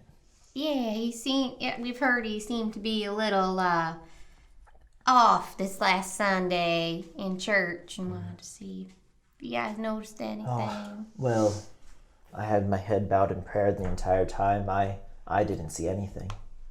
Maybe we can talk to Preacher. Preacher looks at people, right? Yes, Father Peckham is very, very wise and smart. Yes. Yeah. And they gesture and they kind of part before you. And so the room is, it's not too long, but there is a second floor balcony that you can see where the preacher seems to have his quarters, and then he can come out on a podium and speak to everyone. And there's just rows of benches in front of you. It's a pretty simple wood floor. So I step in and I keep my hat on. Walk through the rows. Okay. Do you want to... The preacher, you can't see him, so he's probably up in his room. So I assume there's like probably at like the base of the... Yeah. You can like knock at the base. Mm-hmm. So you knock and you hear a door open, and if anyone's standing farther back, you can see him come out onto the podium. He kind of looks down and he says, "Oh, Sheriff, what can I do for you?" Well, we heard that Jack was acting a little funny in service last Sunday, and you know, I unfortunately had to miss his down in Santa Fe. But I was perhaps wondering if you noticed anything, or. Now that you say that, actually, he was after, right as the service ended. He started to look like he was shaking, and when he left, and I held open the doors for everyone, of course, because you are all my children, and I saw a weird looking man. So he kind of round and had what are they called? Hair, but not a beard. Like, sideburns. Yes, sideburns. In between two of the houses, and he seemed to look at Mr. Ketchum. Yes. Where was this man standing? He was in between the bank and it's the abode of, well, it used to be the abode of the painted lady, Miss Mallory, but she left. Well, Have you ever seen that man before? Sideburns? Oh, never in my life. You say he's round? Round. Well, it was kind of hard to see him, but I mean, he looks more round than thin. certainly ain't no working man. Yeah. Do you have a black horse? By chance? I didn't see his horse, but I have seen some black horses about. Well, I tell you what, preacher, if you see this man again, you come find me, all right? Of course. He doesn't have a hat. He just did that. I tip my hat.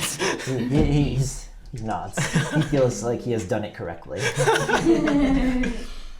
Well, what do I know about the house that he was next to? Anyone like living in it now? No, it's where the painted lady used to live, but it's just been empty since.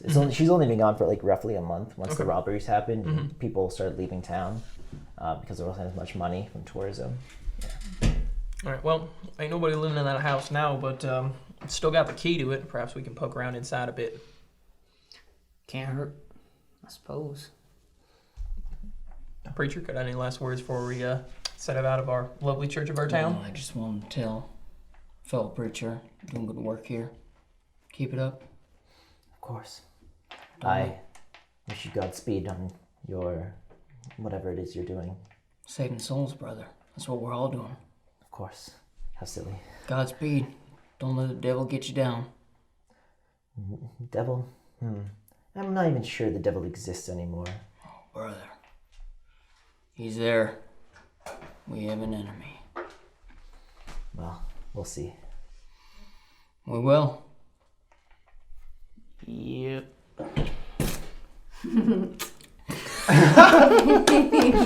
Is there like, there has to be like, you're missing a tooth or something. Spit out of the, Gross. Well, painted lady. Let's head out. All right. So we head over to the house. Okay. So you, it's not locked actually, so you can just open it. And when you look inside, it actually looks like, even though you know no one was living here when you left 2 days ago, it now looks like somebody has moved in. And so you kind of look around. There's not too much inside besides some clothes that are clearly a man's clothes. And you find a jacket. It's very nice design, very ornamental. It's not the same design as the one the gambler has inside the saloon, but it is just as nice. That's real funny. So, I could have sworn that I locked this door as soon as Painted Lady left town, and well, sure as hell I haven't seen this jacket nowhere. I look for any papers or things that might. Yeah, have... you can look around for some papers. Make an awareness check. Can I assist her in any way? So the way assisting works is if you are also trained in the skill, you can assist, and that just means she gains an additional die. Mm-hmm. I'm not trained in it. I'm not trained in awareness. Yes. Ooh, 9, 10, 11.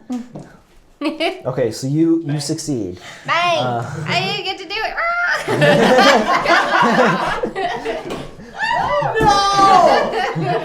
Bang! 6 bangs maybe. It's okay. So I can't bend over. Just like set it on the table. Don't worry, we're propping yeah, it up. Yeah. it's fine. That was fine. So you're able to look around. You don't find too many papers, but you do find one, and it's kind of crumpled up underneath the bed, actually. And you kind of unroll it, and it has numbers on it again in the same column format, but they don't match the one that you have already. Does the lottery exist? I don't think it probably does. It does, but not here. Okay. You would only find it in cities. Mm-hmm. So I found this paper. That's all that's on, just the numbers? Just the numbers. And they don't match the other one. Mighty strange indeed. Is there any evidence that anyone has been in here recently, today? Yeah, there's some dirt on the floor that looks fresh, it hasn't been resting there for a bit. It didn't just fall in. It looks like it might have come in on someone's boots. We could stake this place out. The danger of that is if he knows we're looking for him, he could be just getting further away. Oh. Is there anything that that shows that maybe he got ready to go in a rush or anything like that? It doesn't look like that. There's no sign of rush at all. And as you're musing about this, the door, which you mostly closed on your way in, opens, and you see one of the gamblers that was at the table standing there, and it was the one with sideburns and the nice jacket. He stands there and he looks at each of you, and then he starts running. Take right off after him. So you want to run after him? Oh, yeah. So as you run out, you see that he's already jumped on top of a black horse and is speeding out of town. Do I have a horse? You do have a horse. All right, and whistle for it. you whistle. You whistle. And what's your horse's name? Faithful. Old Faithful comes back, and a little old, but runs up quickly, and you're able to hop on. And you guys also see that the teamster that drove the wagon that led you here, that you guys take here, is also still in town, and he's just kind of sleeping, dozing off with the 2 horses in front of him and the wagon ready. Oh, man. He's got a job to do. Come on, preacher man. So I hold out my hand to the nearest person to me, and I say, quick, hop on, we gotta go after him. I'm gonna go! So I lift Sarah Lee on my horse. She goes to grab my hand. I'm side sitting. I say, ma'am, you might want to sling both legs over. Oh, that would be awfully unladylike. I whip the rein out. Yeah! Chasing after him. What do you two want to do? Well, Let's get him, brother. come on, preacher man. Come on, preacher Following man. you. I hop up on one of those loose horses. Yeah. And I just give a little, sorry, pal, to the guy sleeping. No, he doesn't wake up. So there's still the 2 horses, and you want to hop on the other one, or? I'm gonna stick with him. I'm gonna hop on his horse. Okay, so I have your arms around his waist. hops on quite gracefully and rests behind you with his arms around you. To hold on. You've never had this experience before. This has not happened. I'm going to continue pretending that it's not happening. Okay. So while we're riding after him, I wanna draw my weapon. I just want to shoot off like in the air, and Okay. just one. I say, boy, you better stop running now. And you just hear, yeah, and he starts trying to ride his horse faster. And so it's a pretty flat desert, but you see that you're actually starting to head towards one of the nearby canyons. And so the way this chase works is there's pursuers and evaders. And so each round, the pursuers roll 2d6, not each of you, just the group as a whole. Yeah. And then the evaders roll. And if you roll 2 1s, it's really bad. If you roll 2 6s, it's really good. And then in between, whoever has higher roll basically gets to try to gain advantage and distance over the other person. Okay. And so if you are pursuing, you want to lower the distance, okay? And so we'll get to how that works in a minute, but basically it starts at a distance of 3 right now, so he's about 3 away from you. Okay. One die per table. Which is 3 moves effectively. Because we all together roll 2d6. So you want to do one each? Yeah, sure. Go ahead, lady. Oh, So you got so much Coralee, pressure. Preacher man. Don't roll 1s. Ooh, that's a 6.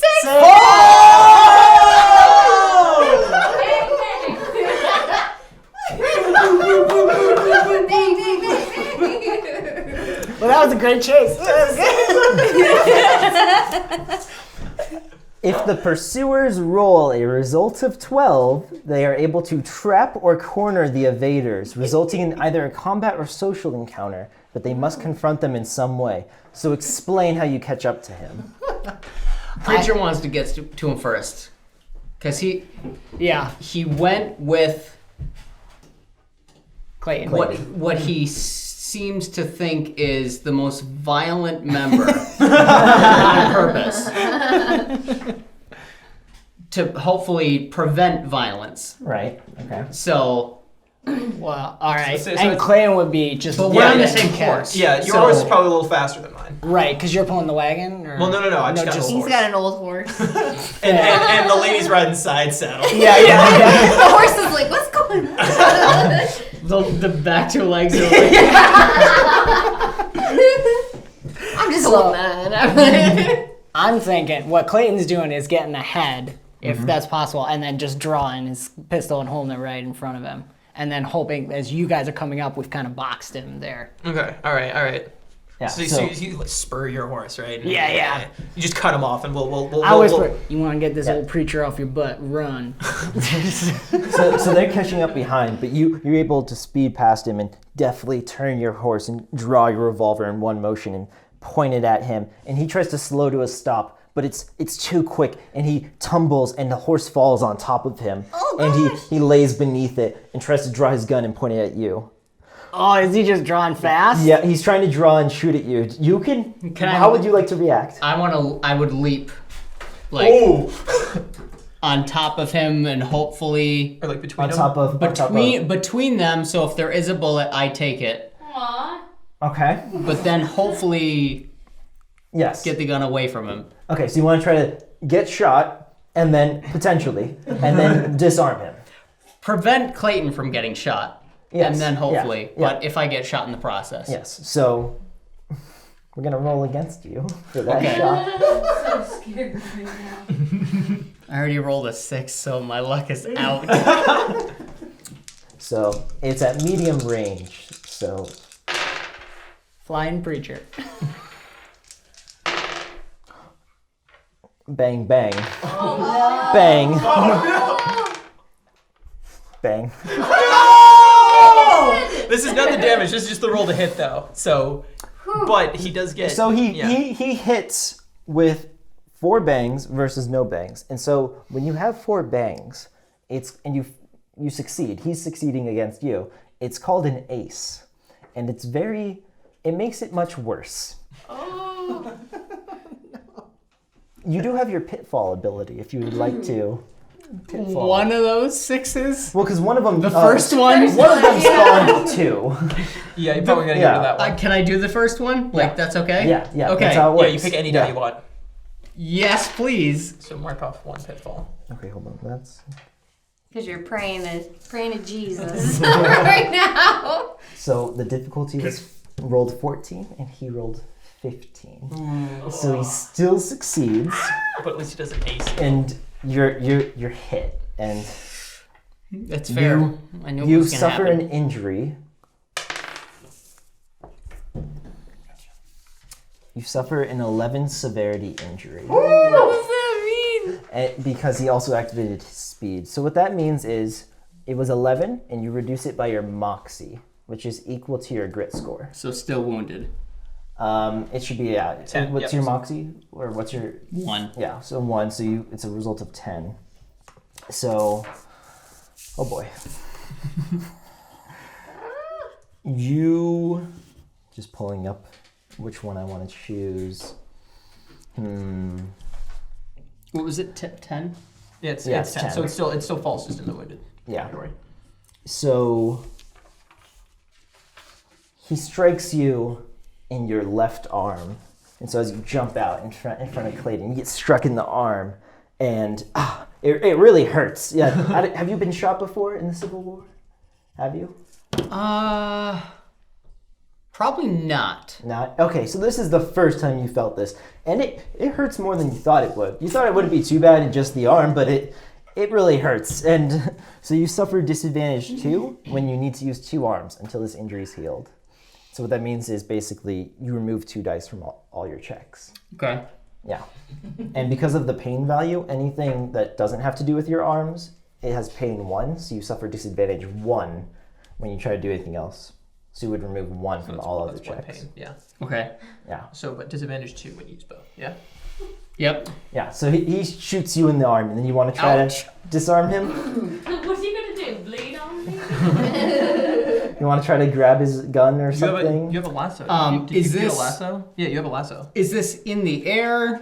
This is, as you land, you get hit. Oh, sorry. You get hit. Yeah, you get surprised and you're hit like that. Yeah, perfect recreation.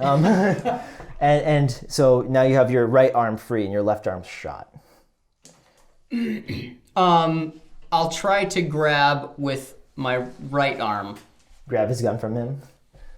but then can I try to do a don't shoot? Yeah, you can try to do that as well. So you try to grab the gun and you grab his arm successfully and you're kind of wrestling for it. And then you want to, what do you want to do the don't shoot? What do you want to say?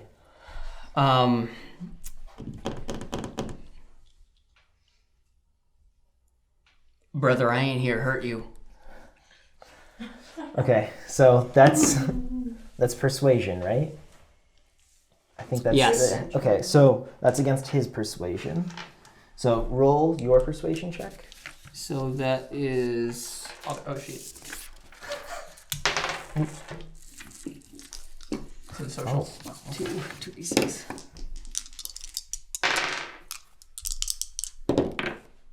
Does that count? If it's bad, you can re-roll it. It's bad. It's very generous of you. It's bad. Yeah, re-roll it. Close. What'd you get? 8. I got 7. So you just barely succeed, and he slowly loosens his grip, and you're able to take the gun away from him. Although you're still bleeding from your left arm. And Sure. Yeah. And I'm gonna kind of like turn on top of him so that my back is to him and facing Clayton. Okay. Yeah. So he's facing you, bleeding, As soon as disarming Preacher the man. dives off the horse, Clayton's just getting that like, what? And I think he's gonna reach and grab for the gun that you have. Just take it. Give me that. I'll let him have it. Okay. But I'm so- still gonna like, Yeah, stand in front. Yeah. Yeah. Stand in front bleeding. So you see him standing there wounded, like this, trying to protect him. Although the gambler suspect is underneath the horse. His legs are kind of crushed beneath it. So it doesn't look like he can get back up. So I'm gonna hop off my horse. Boy, you got yourself a death wish. ain't nobody dying tonight. You wince as you say that. People die every day, Preacher Boy. Makes any difference whether he does or not. We all souls All right. You listen to me. Look at me in the eye. We all souls this boy as much as you. All right? I don't want him dead. And I look at him yet. He kind of raises his arms. So I walk over and I like tie his arms up behind him. Yeah, sure. You can't really get behind him because he's prone on the ground beneath the crushed horse, but you can kind of tie him above his head. Above his head. Yeah. So he's standing here. He's like, oh, okay, you got me. Hi, honey. What's your name? Alonzo. Alonzo. You strong feller, help me pull this man out. Yep.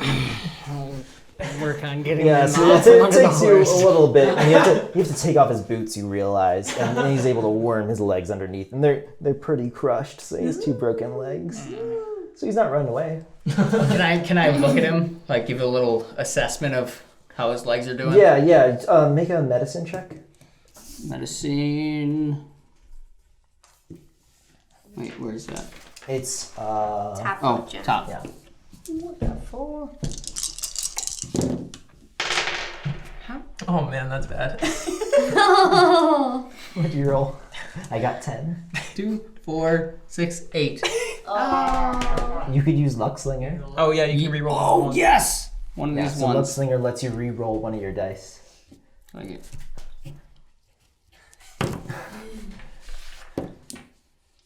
So 4, 8, 10, 11. Okay, so you succeed in. You guys are rolling some tight rolls here. His legs aren't they're not shattered. They're definitely broken, and he doesn't have any internal bleeding, so there's no worry of that. But he's gonna have broken legs for a while. But it shouldn't be too much. You just gotta kind of wrap them up or something, string them up so that they don't move too much. Okay. Bed rest for like a month. Okay. Yeah. Can I try? Is there anything that I can use to? Bandages wouldn't help for steadying You a could- bone. You could grab like some sticks probably around here and then Okay. steady it. If I can makeshift something, I'll do that. Yeah, you can. Yeah, so that's just another medicine check. Okay. With the difficulty equal to his injury, which is so it's gonna be hard. Thanks. Bang bang. Bang bang. Ooh, bang. Wait, I haven't keep You track. can keep going. I got 12 for you. 18. Oh my gosh! 24. So it's 27 plus these. Okay, so you succeed. I got no bangs. Was that so, an ace? That was it. it. was. That's the best Yeah, roll. it was Yeah, four. that was 4. It was 4. Okay, Yeah. so you know what you're doing. You've done this before in the war. One-handed. You throw down the piece of wood you found, and you just and 4 bandages, and you just wrap up the legs, and it's perfect. It's like he can walk. Technically, it's gonna hurt, but he could walk with crutches right now. So he's in pretty good condition. Well, golly, Doc. That's what I'm here for. Well, I guess you're useful for something. Yeah, healing up murderers. Alonzo, we've been looking for you, honey. Interrupt the awkward conversation. Do you know our friend Jack Ketchum? Don't lie to us, son. I know him. Did you see him 2 days ago? I did. How about ya kind of enlighten us on what happened? Well, that gun you got, my gun, well, put him in the ground. Did you do it? Yes. That's exciting. What happened? Solomon's gonna walk up closer to him and just keep an eye on Clayton and him. So I'll pick him up, but I'll help him over, bring him over to my horse. Mm-hmm. And be like, boy, you're going away for the rest of your days. Well, actually, about that, I'm willing to cut you a deal. You see, you don't know why I killed him. I can enlighten you, because it wasn't my decision, per se. You saying there's something larger going on here? not saying anything unless I get a deal. Don't think fixing your broken legs up is a deal. Well, I reckon that the hangman's gonna come for me soon anyways, even if my legs ain't broke. So, I prefer him to stay away a little longer. I could speed things up for you. Or you could talk. Roll terrified. with advantage, too. Awesome. I'm definitely using his gun also. Oh, that's brutal. Now, advantage, do I just take the two 2d6s. the two additional additions, but take the highest based on my number? No, Or do I get- you just add them to the Add pool. all together. Yeah. Okay. Yeah. That's exciting. Oh. 11. How many did you roll? 2 2s, a 3, and a 4. Oh wow, that's unfortunate. Yeah. Well, I still got 5, so you succeed. And he says, all little right, off my all right, game all right right. I don't know who did it per se, but I got instructions to do basically like one killing. That was it. That's all I did.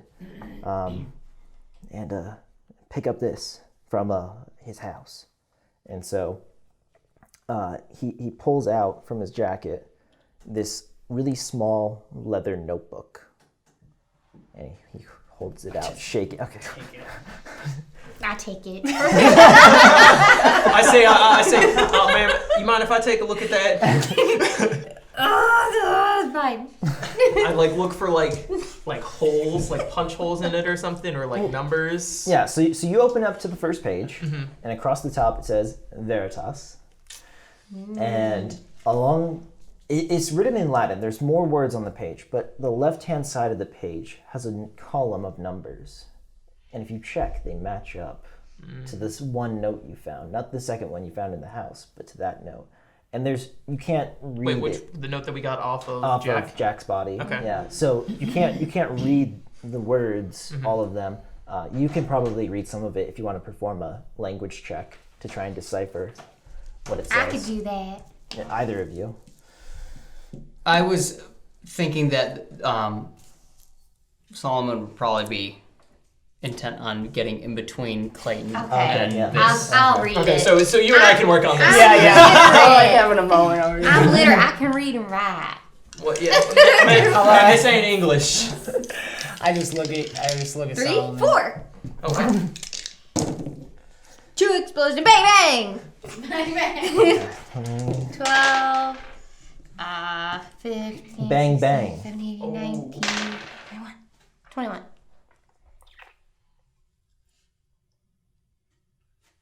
22. Pitfall.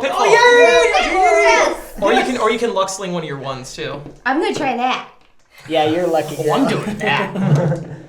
I got 2. So we got the same. Yeah, tie favors the player though. So you step over. You're like, I can read that. I go, man, this ain't English.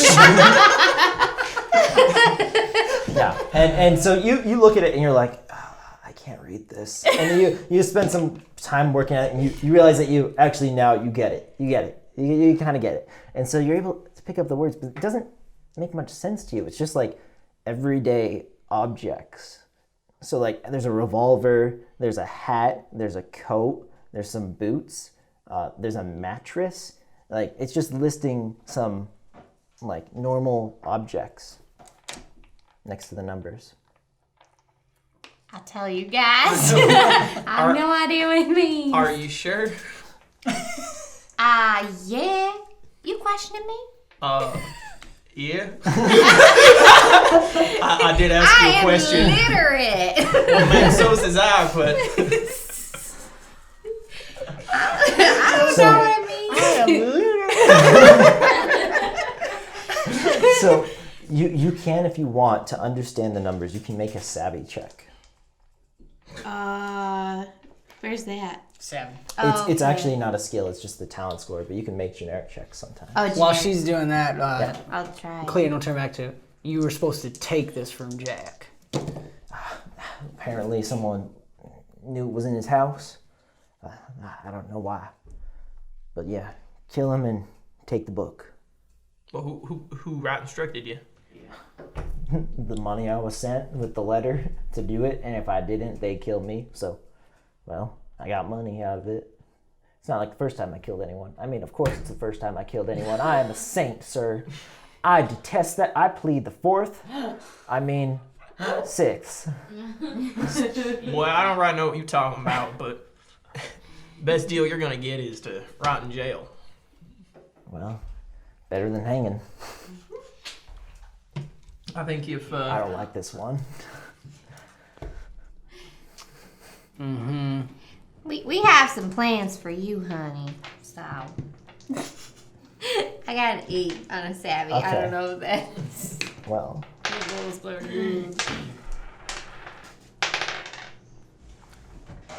it was I not got a- 8. I got 8. So you you succeed, and you realize that it must be some kind of way that someone is tracking how much these items are worth, or some the value is tied to them, because it makes sense. Like the revolver costs about the price of a revolver, and stuff like that. So it seems to be kind of like some kind of record. It's a truth record of prices of things. I'm picturing like all of us like talking to Alonzo and interrogating all this stuff, and Sarah's in the corner like Nerding out. like making notes in the margins, like piping up every so often. We all look over and then look back to Alonzo. Diagrams and like math formulas are above our head. Like, I don't get it. Like, why is this so important? Yeah, why these things? Are these the things that have gone missing? Because they said it was random Oh. objects and stuff. That makes sense. But what? You, sir, Mr. Murderer. And you got this from Alonzo. Mr. Murderer. That's not my last name. Well, it is now, and it will be as long as I say it is. All right. Anyway, so how are you supposed to deliver these here items once you killed Mr. I'm Ketchum? supposed to in the church. They got a box that they leave near the altar, and you can leave money and stuff in there, and I'm supposed to put it in there. At the church? Yeah. Do you have no one of your safe little place. Bibles still left? I got mine. Let's put it in and see who comes to pick it up.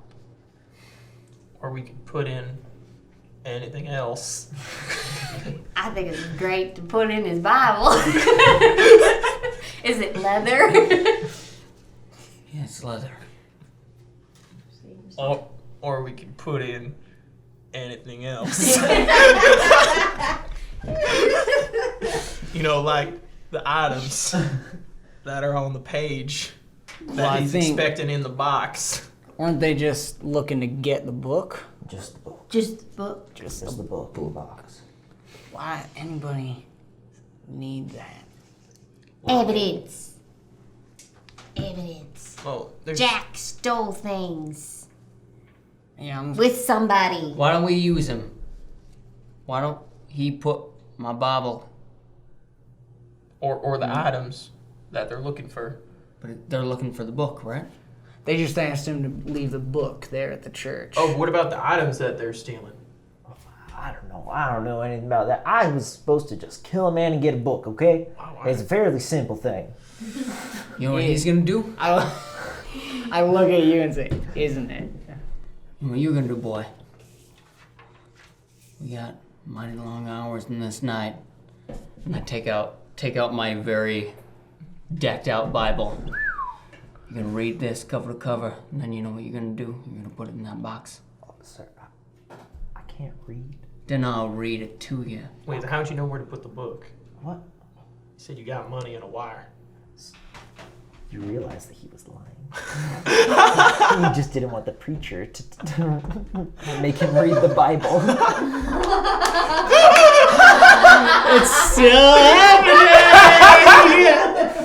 So, Susan, do you have to? I'm not one for the Lord's word and all. I put my hands up. I step back. I'm gonna let these two figure it out. The Lord's words for everyone, whether they know it or not. All right. Well, we need to keep you safe. Where can we put them there? Yeah. Nice and safe. Yeah, I got a nice, cozy, top of the line, A+ rating from the federal board. You're gonna say jail cell, aren't you? Jail cell. Yes! Yes! El Primo. All right. I can't really walk there, so you're gonna have to carry me back. We slinging you on the back of my horse, boy. Hope you like bruised ribs. That's gonna hurt like no other. Well, probably not mad at that. Do you have a deputy of sorts that can watch him? Yeah, this guy. You're gonna watch him while we go to the church? Well, no, the locked door is going to watch him as we go to the church. I don't know if I trust no door. We just... Ma'am, you got doors in your house? Yes. Trust those doors? I don't know. I ain't never thought about that Well, ma'am, guess. I got two recommendations Twilight for you. Zone theme. Number one, figure out how you feel about doors in your own home. Number two, trust my doors. I think locked doors, manacles, and broken legs will do just fine. No, I'm not worried about him. I'm worried about somebody else. Well, I can't rightly walk, so... Somebody could kill you and take you away, and I need you, honey. I think I need you too. They look into each Okay, other's eyes. ain't nobody told me that before. Yeah, she's talking about the money. What money? Yeah. Oh, never mind. Nothing, honey. Yeah. Don't worry about it. All right, then. They said alive. Don't... Let's drag him back. Yeah, alive sounds good. Sounds real nice. So, sling him back on the back of Old Yeah, so Faithful. he groans in polite. I'm fine up here, just so you know. Didn't hurt at all. I sort of chuckle at myself every time he makes a noise. Yeah, so the chase didn't last very long. So you caught up quite quickly. So it's not too much of a trek back to town. It's like a 3-minute walk. So you're able to just 3-minute and hoof it across town because sheriff's office in the jail cell was near the front of the town. It's like another minute. So within 5 minutes, you're able to get him to the jail cell. Yeah. Alright, so we're leaving a little bait. See what happens. I still wonder now if we should talk to Mrs. Ketchum. All right, got an idea. What time was he supposed to leave? Let's see if maybe we can borrow the robes of those there gentlemen. What were they called? The curates. Yeah. See if we can borrow the robes of the curates. They always in the church anyway. We can have someone watching from out front, rest of us inside the church, incognito. See who comes over to pick up this here little book. My only thought is, because there ain't no safe place on this earth, who can access this box? Can anyone just go up and get it, or? Yeah. So you would know, and you would both know actually, that it's out here. If people aren't that untrustworthy, so the church normally just keeps the box in the open, and they collect very often so that stuff isn't stolen. But I mean, it's fairly up in the air whether or not stuff is. My only thought is if it's one of those curates or preacher. But I guess when we ask, we might find out. So that might solve the problem right there. All right. Well, but I lock the prison door. I say, you don't go nowhere, partner. I just give him a little. He kind of like looks down at his legs and he's like, "Oh, I guess." I'm I'm gonna take out my disguise kit and I'm gonna try to make him up to look like somebody else, just in case anybody comes in looking for him. Yeah, so while everyone else is like preparing and like grabbing their stuff and kind of locking him in, you can like just take out your disguise kit, which is mostly like I'm gonna makeup make and- him into a woman, a really ugly woman. I got a wig and everything. You just roll charm to see how charming you can make him look. I'm actually pretty good at You that. can't fail or succeed at this. It will just be how well- pretty he is. 18. Okay, well, so here's the thing. So is it like out of 100 or like? He's a very ugly man. So He's a negative this check isn't hard. It's futile. Just 7 dice. Roll wise.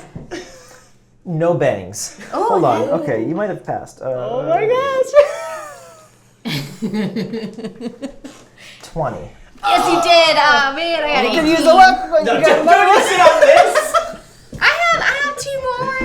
I'm gonna use one. So what is it? This is a critically narrative point. You don't. I still got the same number. That's what you get. Okay. So he is made up to look more like a woman.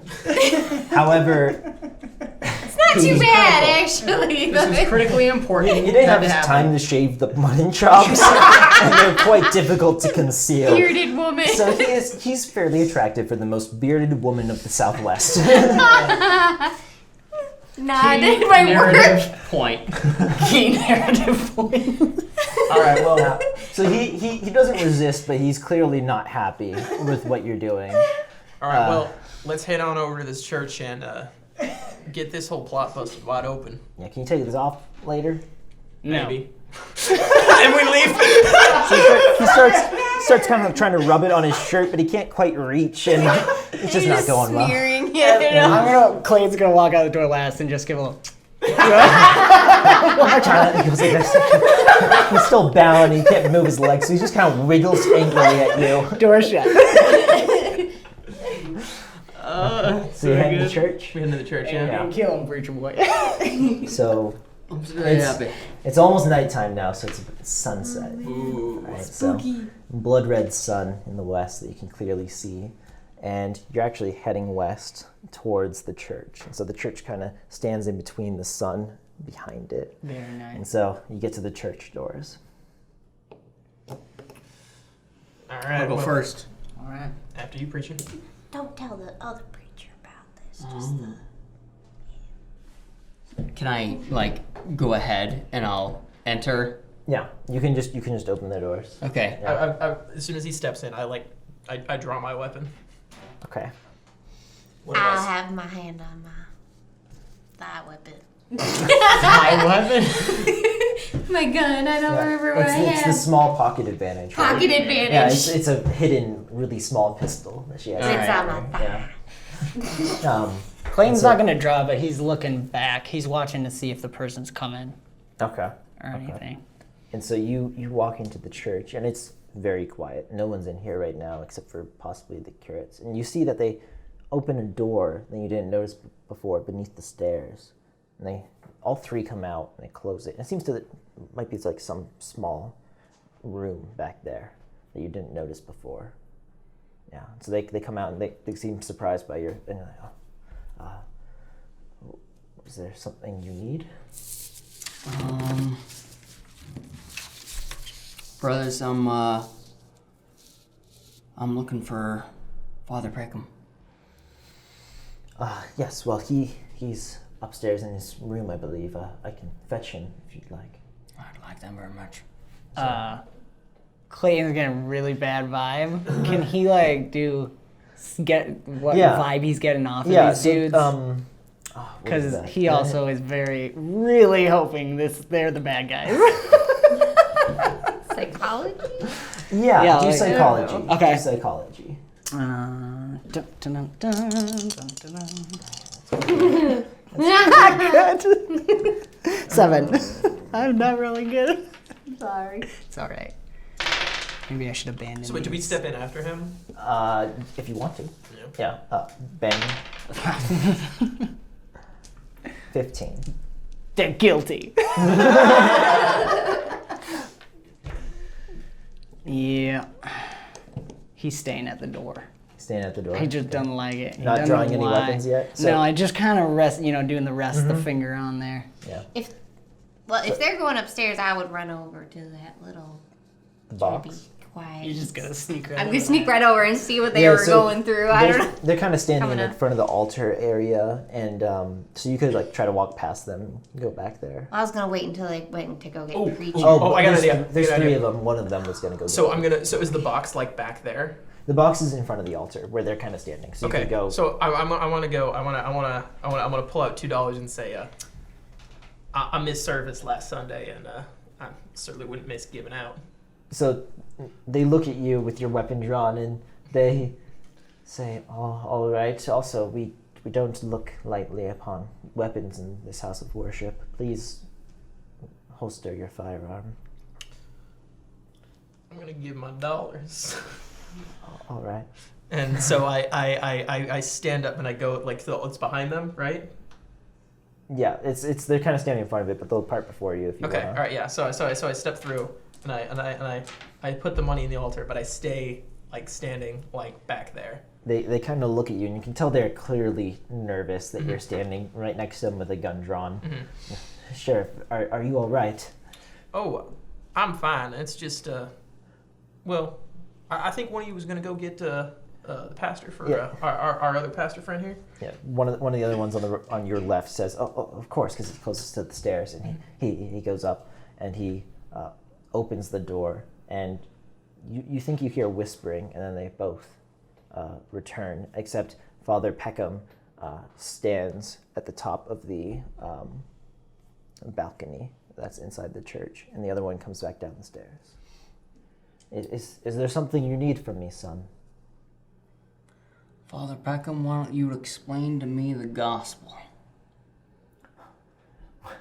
What do you mean, explain the gospel? What is there to explain? I'm gonna lasso him.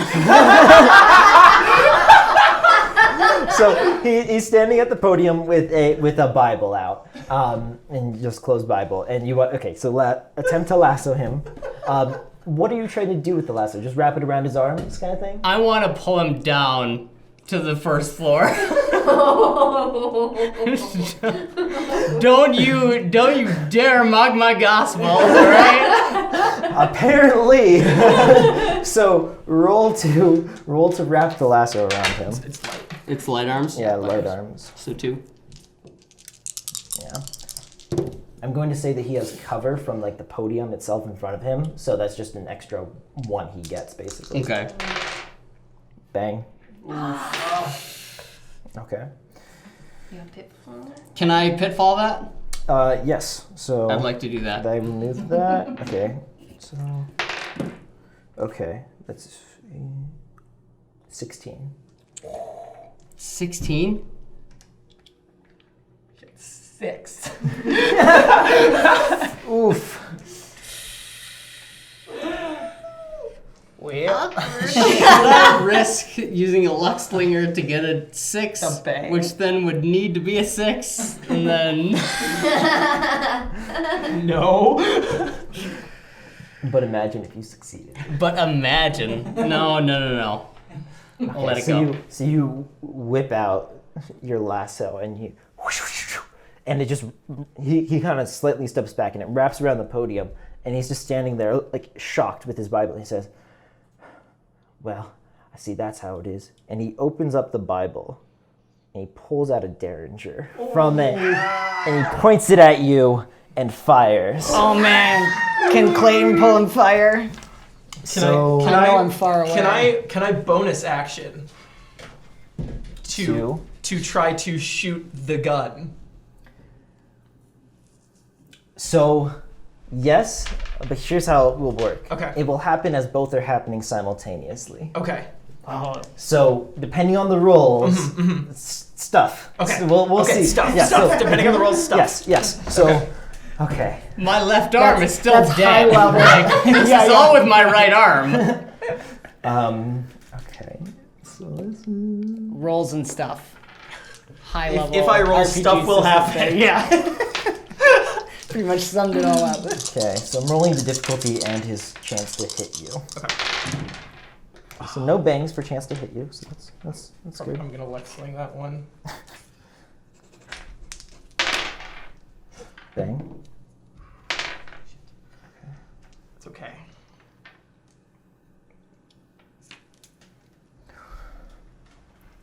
No. He succeeds by 1 at shooting you. So what did you roll? I rolled Okay. Light arms, but what was your total? a 16. Bang. He rolled 15. So you hit his gun. Okay. So because you both succeeded by only 1 point, what's going to happen is both of you succeeded. So Okay. simultaneously, he pulls out his gun, aims it at you, and shoots while you shoot the gun out of his hand. So it's going to go slightly off the trajectory of the bullet. Back in another So one left. it does a little less damage. So Just have less of a left arm than I had before. the pocket advantage only has 1 shot, but it is a deadly shot. No! So I have no pitfalls left. That was it. Oh no! So he rolled 2 6s and a 5 and adds 1 damage. And then you have to add 1 damage from your pain value as well. And then you reduce all of it by 1. So that evens From out. your injury from before. So 18? Is that before or after Moxie? No, that's before. So yes, my so gosh. 17. So because you're Moxie. Oh my god, that one Moxie saved you. I am horribly wounded. Oh my god! So the gun flies from his hand as you shoot it. Oh. Hold on, I have to determine what injury befalls you. You're struck in the chest. Now it's here. Oh my gosh. Oh my god. Oh. So you fall to the ground, bleeding out. And so if the injury is not healed soon, you will pass. Man. I'm alright with that. Everyone else?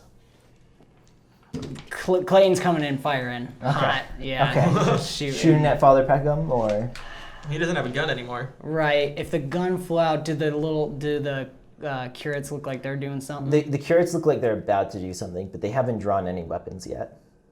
Yeah, I don't care. Shooting if there's one nearer to Preacher Boy. They're all 3 are in front of you, Sheriff, and Preacher Boy was kind of near the altar so that he could lasso, but so they're kind of all 3 standing in front of him. All right. I'm gonna do something crazy. So I can use a bonus action to do 2 actions. Is that correct? Yeah. So on your turn, you perform 1 action, Right. and then you can spend up to 2 bonus actions to perform 2 more. So you could shoot 3 times. Yeah, that sounds right. That sounds 3 right. dudes, Yeah, 3 let's do times. Bang, bang, bang. Hopefully. Okay. So, except I'm not super good.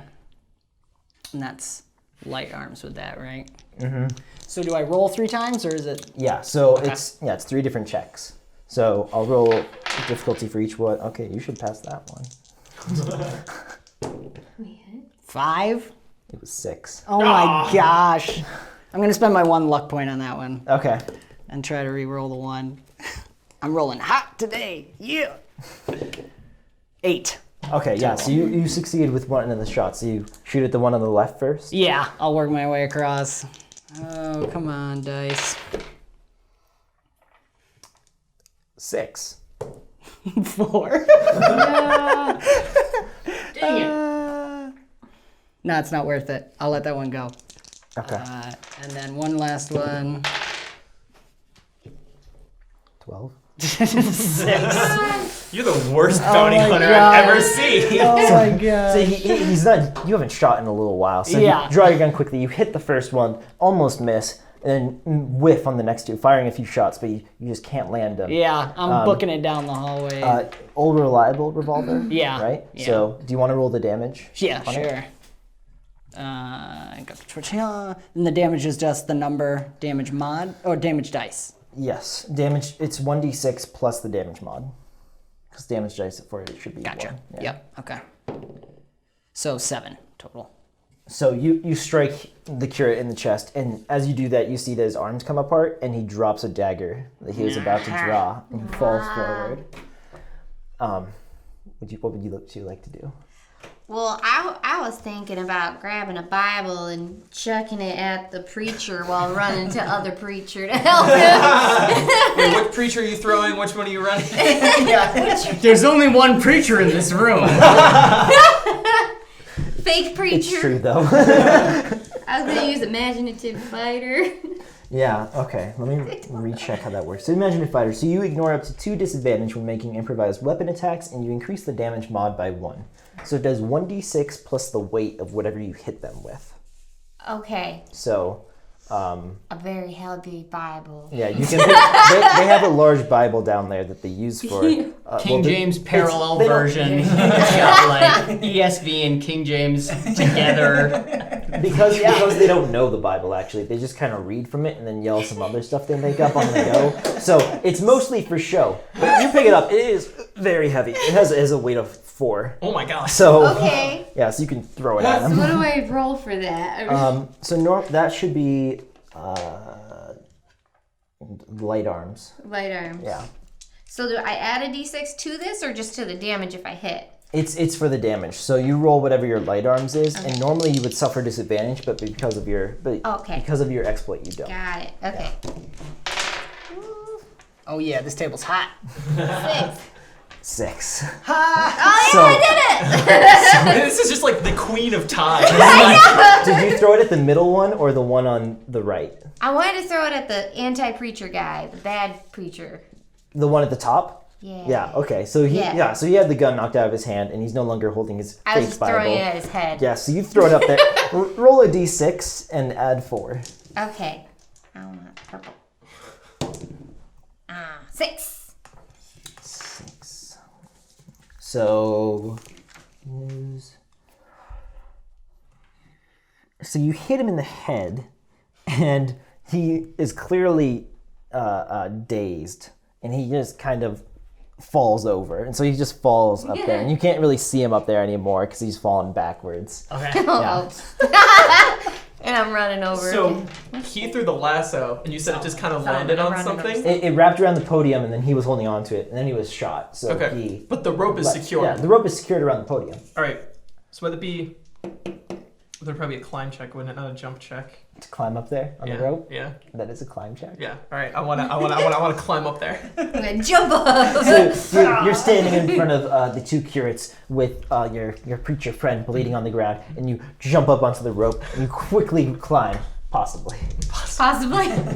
You might fall near the top. Bang. No bang. 10. 10. Wait. 5, 1, 4. So you pass. Everyone ties apparently. And so you climb up there. And do you want to spend a bonus action to do something else? Well, what do I see when I get up there? You see that he's been knocked prone, but he's still like conscious. And he's Okay. like trying to get up now. He's kind of old. Okay. I'm just gonna. I'm gonna stand up. That is like older than I am. Yeah. Okay. So I stand on the podium and I just point my gun at him and I say, "You stay right there, old man." Yeah. So he clearly is unarmed besides the secret Bible weapon, and just lays there. Yeah. That was everyone's turn. So the curates slowly draw their knives, thinking that you didn't notice, and attempt to run at you and stab you. All right. Yeah. So I'm rolling the difficulty for that. Well, they got 2 bangs, Oh my god. Oh my gosh. 3 bangs. Oh my You two trade dice. Yeah, I know, right? The difficulty got 1. Okay, so they succeed with 2 bangs. So they. Do you have any 2 pitfalls bangs. left? Yeah, I'm gonna use want a a pitfall? pitfall. Yeah. Yeah. Okay. Hold on. Let's That do was it. This. Yeah. So I'm just taking away the better. They rolled 2 bangs, so I'm taking away the better one. Okay. Yeah. Perfect. Okay. So I think. Let's see if I don't think that's right. Yeah, there you go. Well, I've been wearing it this way the whole time, which is backwards. So they tied. I feel like I have to leave it. What is going on? They tied again. So they run at you and try to slash at you, but they only hit your jacket, and it's tough enough that it leaves some marks, but it doesn't. You don't get stabbed. All right. So they're slashing around in front of you. Oh, I saw Yeah. it coming.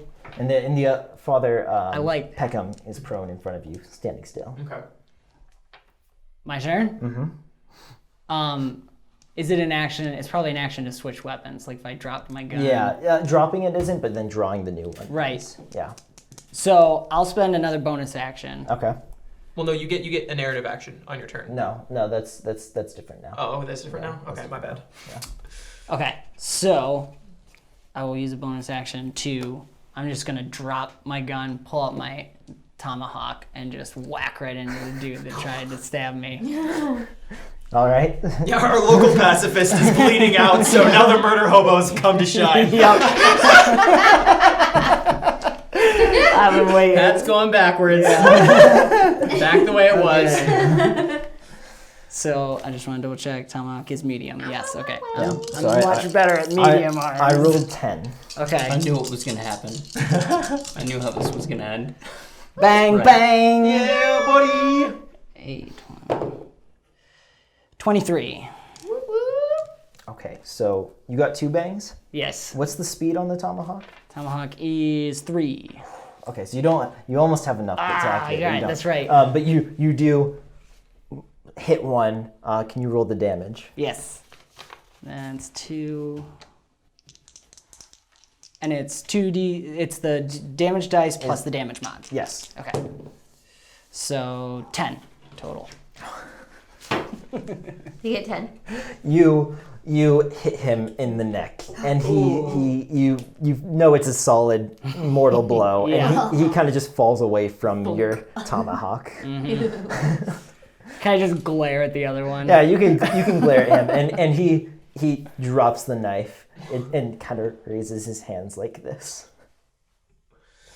I'm running over Solomon. I'm gonna heal him. Okay, yeah. Solomon is unconscious at this point, bleeding out. I'm gonna drag the other dude over, unless I'm not trained in it. But Do you have any bandages? do I? Can we take some off of him? You have a pack. So I you do used have all some. mine. use them. Okay. You do have some from I your have a pack. disguise kit. I have a travel pack. Yeah, that comes with 2. I have a traveler pack too. I'll Okay. toss you some as I'm dragging the other curate over. Yeah. Anybody want to help me with this? Yeah, I'll assist you. Yeah. 'Cause What, is what, it, what medicine? happens when you Yeah, assist? medicine. I forget. You just gain another d6. Okay. So Oh man, if only you had any luck slinging left. Bye, I guys. have We one. have 2 chances to heal it. I have You one. do? Look, No, I'm good with this. I want You- this to happen. you have 2 chances to heal. The difficulty for an injury this severe is futile. Oh. Which means this. Oh my god. This is Assuming none of them bang. good. This is supposed to happen. That was a bad assumption. Oh my gosh. Only 1. Okay. What did you get? 6. Well, I got over 26, so you failed that one. And you try to quickly wrap the bandage around his chest, but you don't really know what you're doing, and blood just seems to keep pouring out of just it. like Niagara Falls. You can try one more time to bandage. Is anybody else good at this? So, do we have a Am town I- doctor? You do have a town doctor. Okay, all right. Yeah, so Am he I has- unconscious? Like I can't say or so do anything. when she started to bandage, you would wake back up, and so you're very weak, but you're conscious. Can I like grab her hand? Yeah, but very very loosely and shakily. Yeah. kind of. It's all right. It's all right. Bring me the boy. Clayton. He's asking for you. Hat's going straight for this. Yeah. Okay, Clayton kneels down. How close? He'll get close, yeah. I want my hand to be real bloody. Oh yeah, Of course. And I want to just grab the side of his face so some of the blood kind of splatters. Yeah. And I'm splatters to the other side. shaking and some of the blood is kind of getting places. Boy, I seen where you're going. You're looking for justice and you're looking for revenge. Look at me, boy. Yeah. Those two don't hold hands. Right? You know that. You know that. I suppose. I know you do. Can't let go? Mm-hmm. So his hand falls back to the ground, uncontrolled, and he loses consciousness once more and is still bleeding, but at this point, he's probably lost too much blood. Well, Clayton's gonna knock the curate down and try to just put pressure on the wound. Yeah, so you, after about a minute, you get the bleeding to stop, but it's too late. Sheriff, what do you got? We're not doing good down here.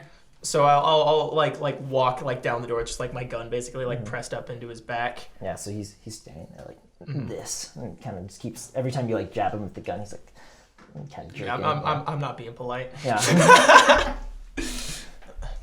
So I got the gun in my hand, and so I'm like, what's your name? Solomon. Solomon back. Solomon. I go, how's Solomon? I just shake my head. So Got what was coming to him. I take my hat off and I smack the preacher and I hold it over my chest, and you can see that I am very bald.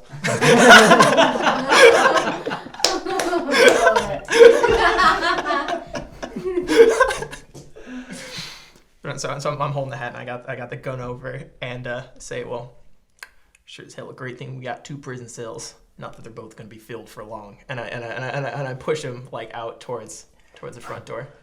Well, you might have gone me, but still have my revenge. And as he says that, you hear an explosion in town. And the doors to the church are still open, and when you look, you see the bank no longer stands. And it's been blasted apart from the inside, and dollars are flying everywhere, raining down on the town. But you can see even from this distance that there is no fire, and that none of the bills are burning when they land, or seem to be harmed in any way. What did you do? Planning on robbing the bank. Easiest solution seemed to be blow it up. What the hell did you need all them trinkets for? Well, I have money issues, and so I've robbed a few people and, sold them, but pawn shops around here, nobody really cares for the same revolver. They don't realize it's theirs. It's not like people mark their knives or anything weird like that.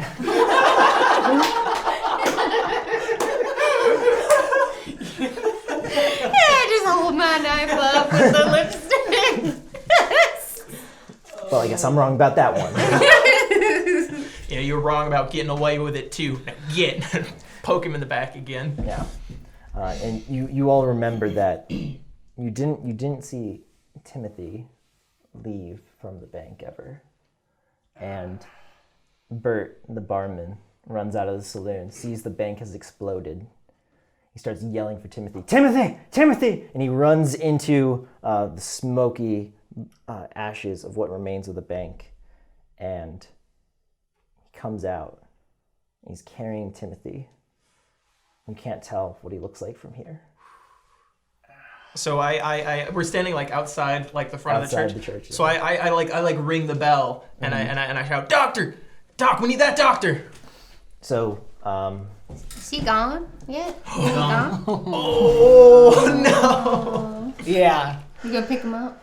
You pick him up. Yeah, I'll pick him up. Glad. I close his eyes. The doctor is Clarabelle Glass, and she comes running, and she's pretty quick on her feet and has a medical kit, and she runs over to Bert first with Timothy, and you see that she's just standing there kind of shocked, and then Bert says, he's fine. He's all right.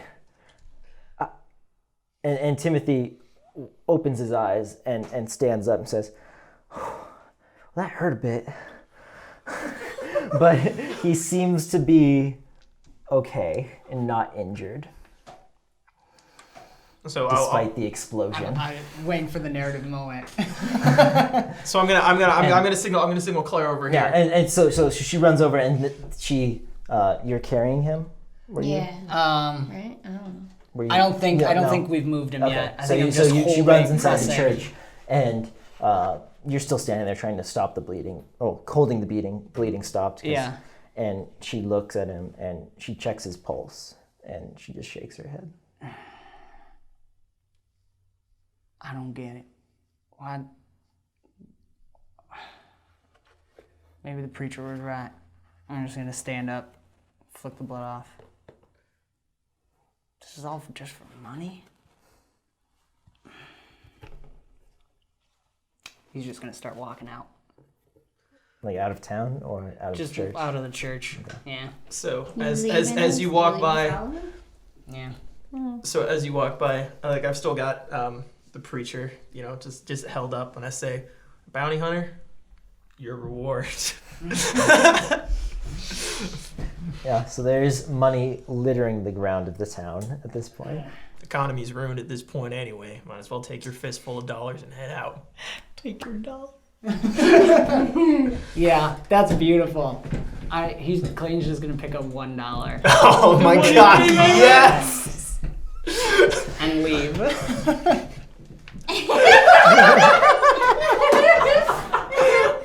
Does he head west towards the sunset? Yeah, I guess so. It's beautiful energy. It's kind of past the church. Maybe we'll stop one more time at the church and just look at the church and then keep going. I'm gonna go get my bounty. So she's just going around collecting money off the ground. Well, no, I want to get the guy for the real bounty that Okay, we came okay. down for. Yeah, Okay. well, yeah, I he's still in the have thing. plenty of those things. I wait say, so as you're picking up, as we walk by, I say, well, I'll tell you what, Miss Lee, you certainly have a good head on your shoulders, and we could certainly use someone like you here in Hot Spring if you mind to stay a bit. I am literate. That you are, ma'am. That you are. That's good. So I think Credits roll. I think that's the perfect ending. Riding off into the sunset, literate. The money's fine. The boy is unharmed somehow, some miracle, and the evil fake preachers have been taken down. And Solomon's home. There you go. Poor Solomon. Oh my Rest in god, peace. this is the best. That was really good. Yeah. So I hope you guys enjoyed the session. Thank you. That's fun. Thanks for putting up with us. Yeah. Thank you for giving me the opportunity to show it off. Yeah, absolutely. Guys, I hope you enjoyed it as much as we did playing it. And check them out. Give us your links and stuff. We'll have it in the description Yeah. as well. But, Yeah, just lockstockandbarrelrpg.com, at LSBRPG on Twitter. Yeah. Perfect. And this is BombSquad. I'm Dan Stacy. Again, check out the links in our descriptions. We do our normal show is in Open Legends, so check that out. And gives Dante some love. You can get the rules are still up on DriveThru. Yes, the RPG rules are right on now. DriveThru RPG. Will be updated beginning of January, so new version will be out, and you'll continue to get all the new versions as they come out. Awesome. Perfect. Yeah, so you can get the PDF right on DriveThru RPG. So you guys check that out. Give them some love. What do I want to say? Like them on Instagram and everything. And again, Thank you guys so much for coming, Cameron. Excellent sheriff. Totally ad-lib. Like, we came in with nothing. Yeah. This is serious. I read That through the was rules all- once before. Kristen literally sat down. I didn't know I was playing today.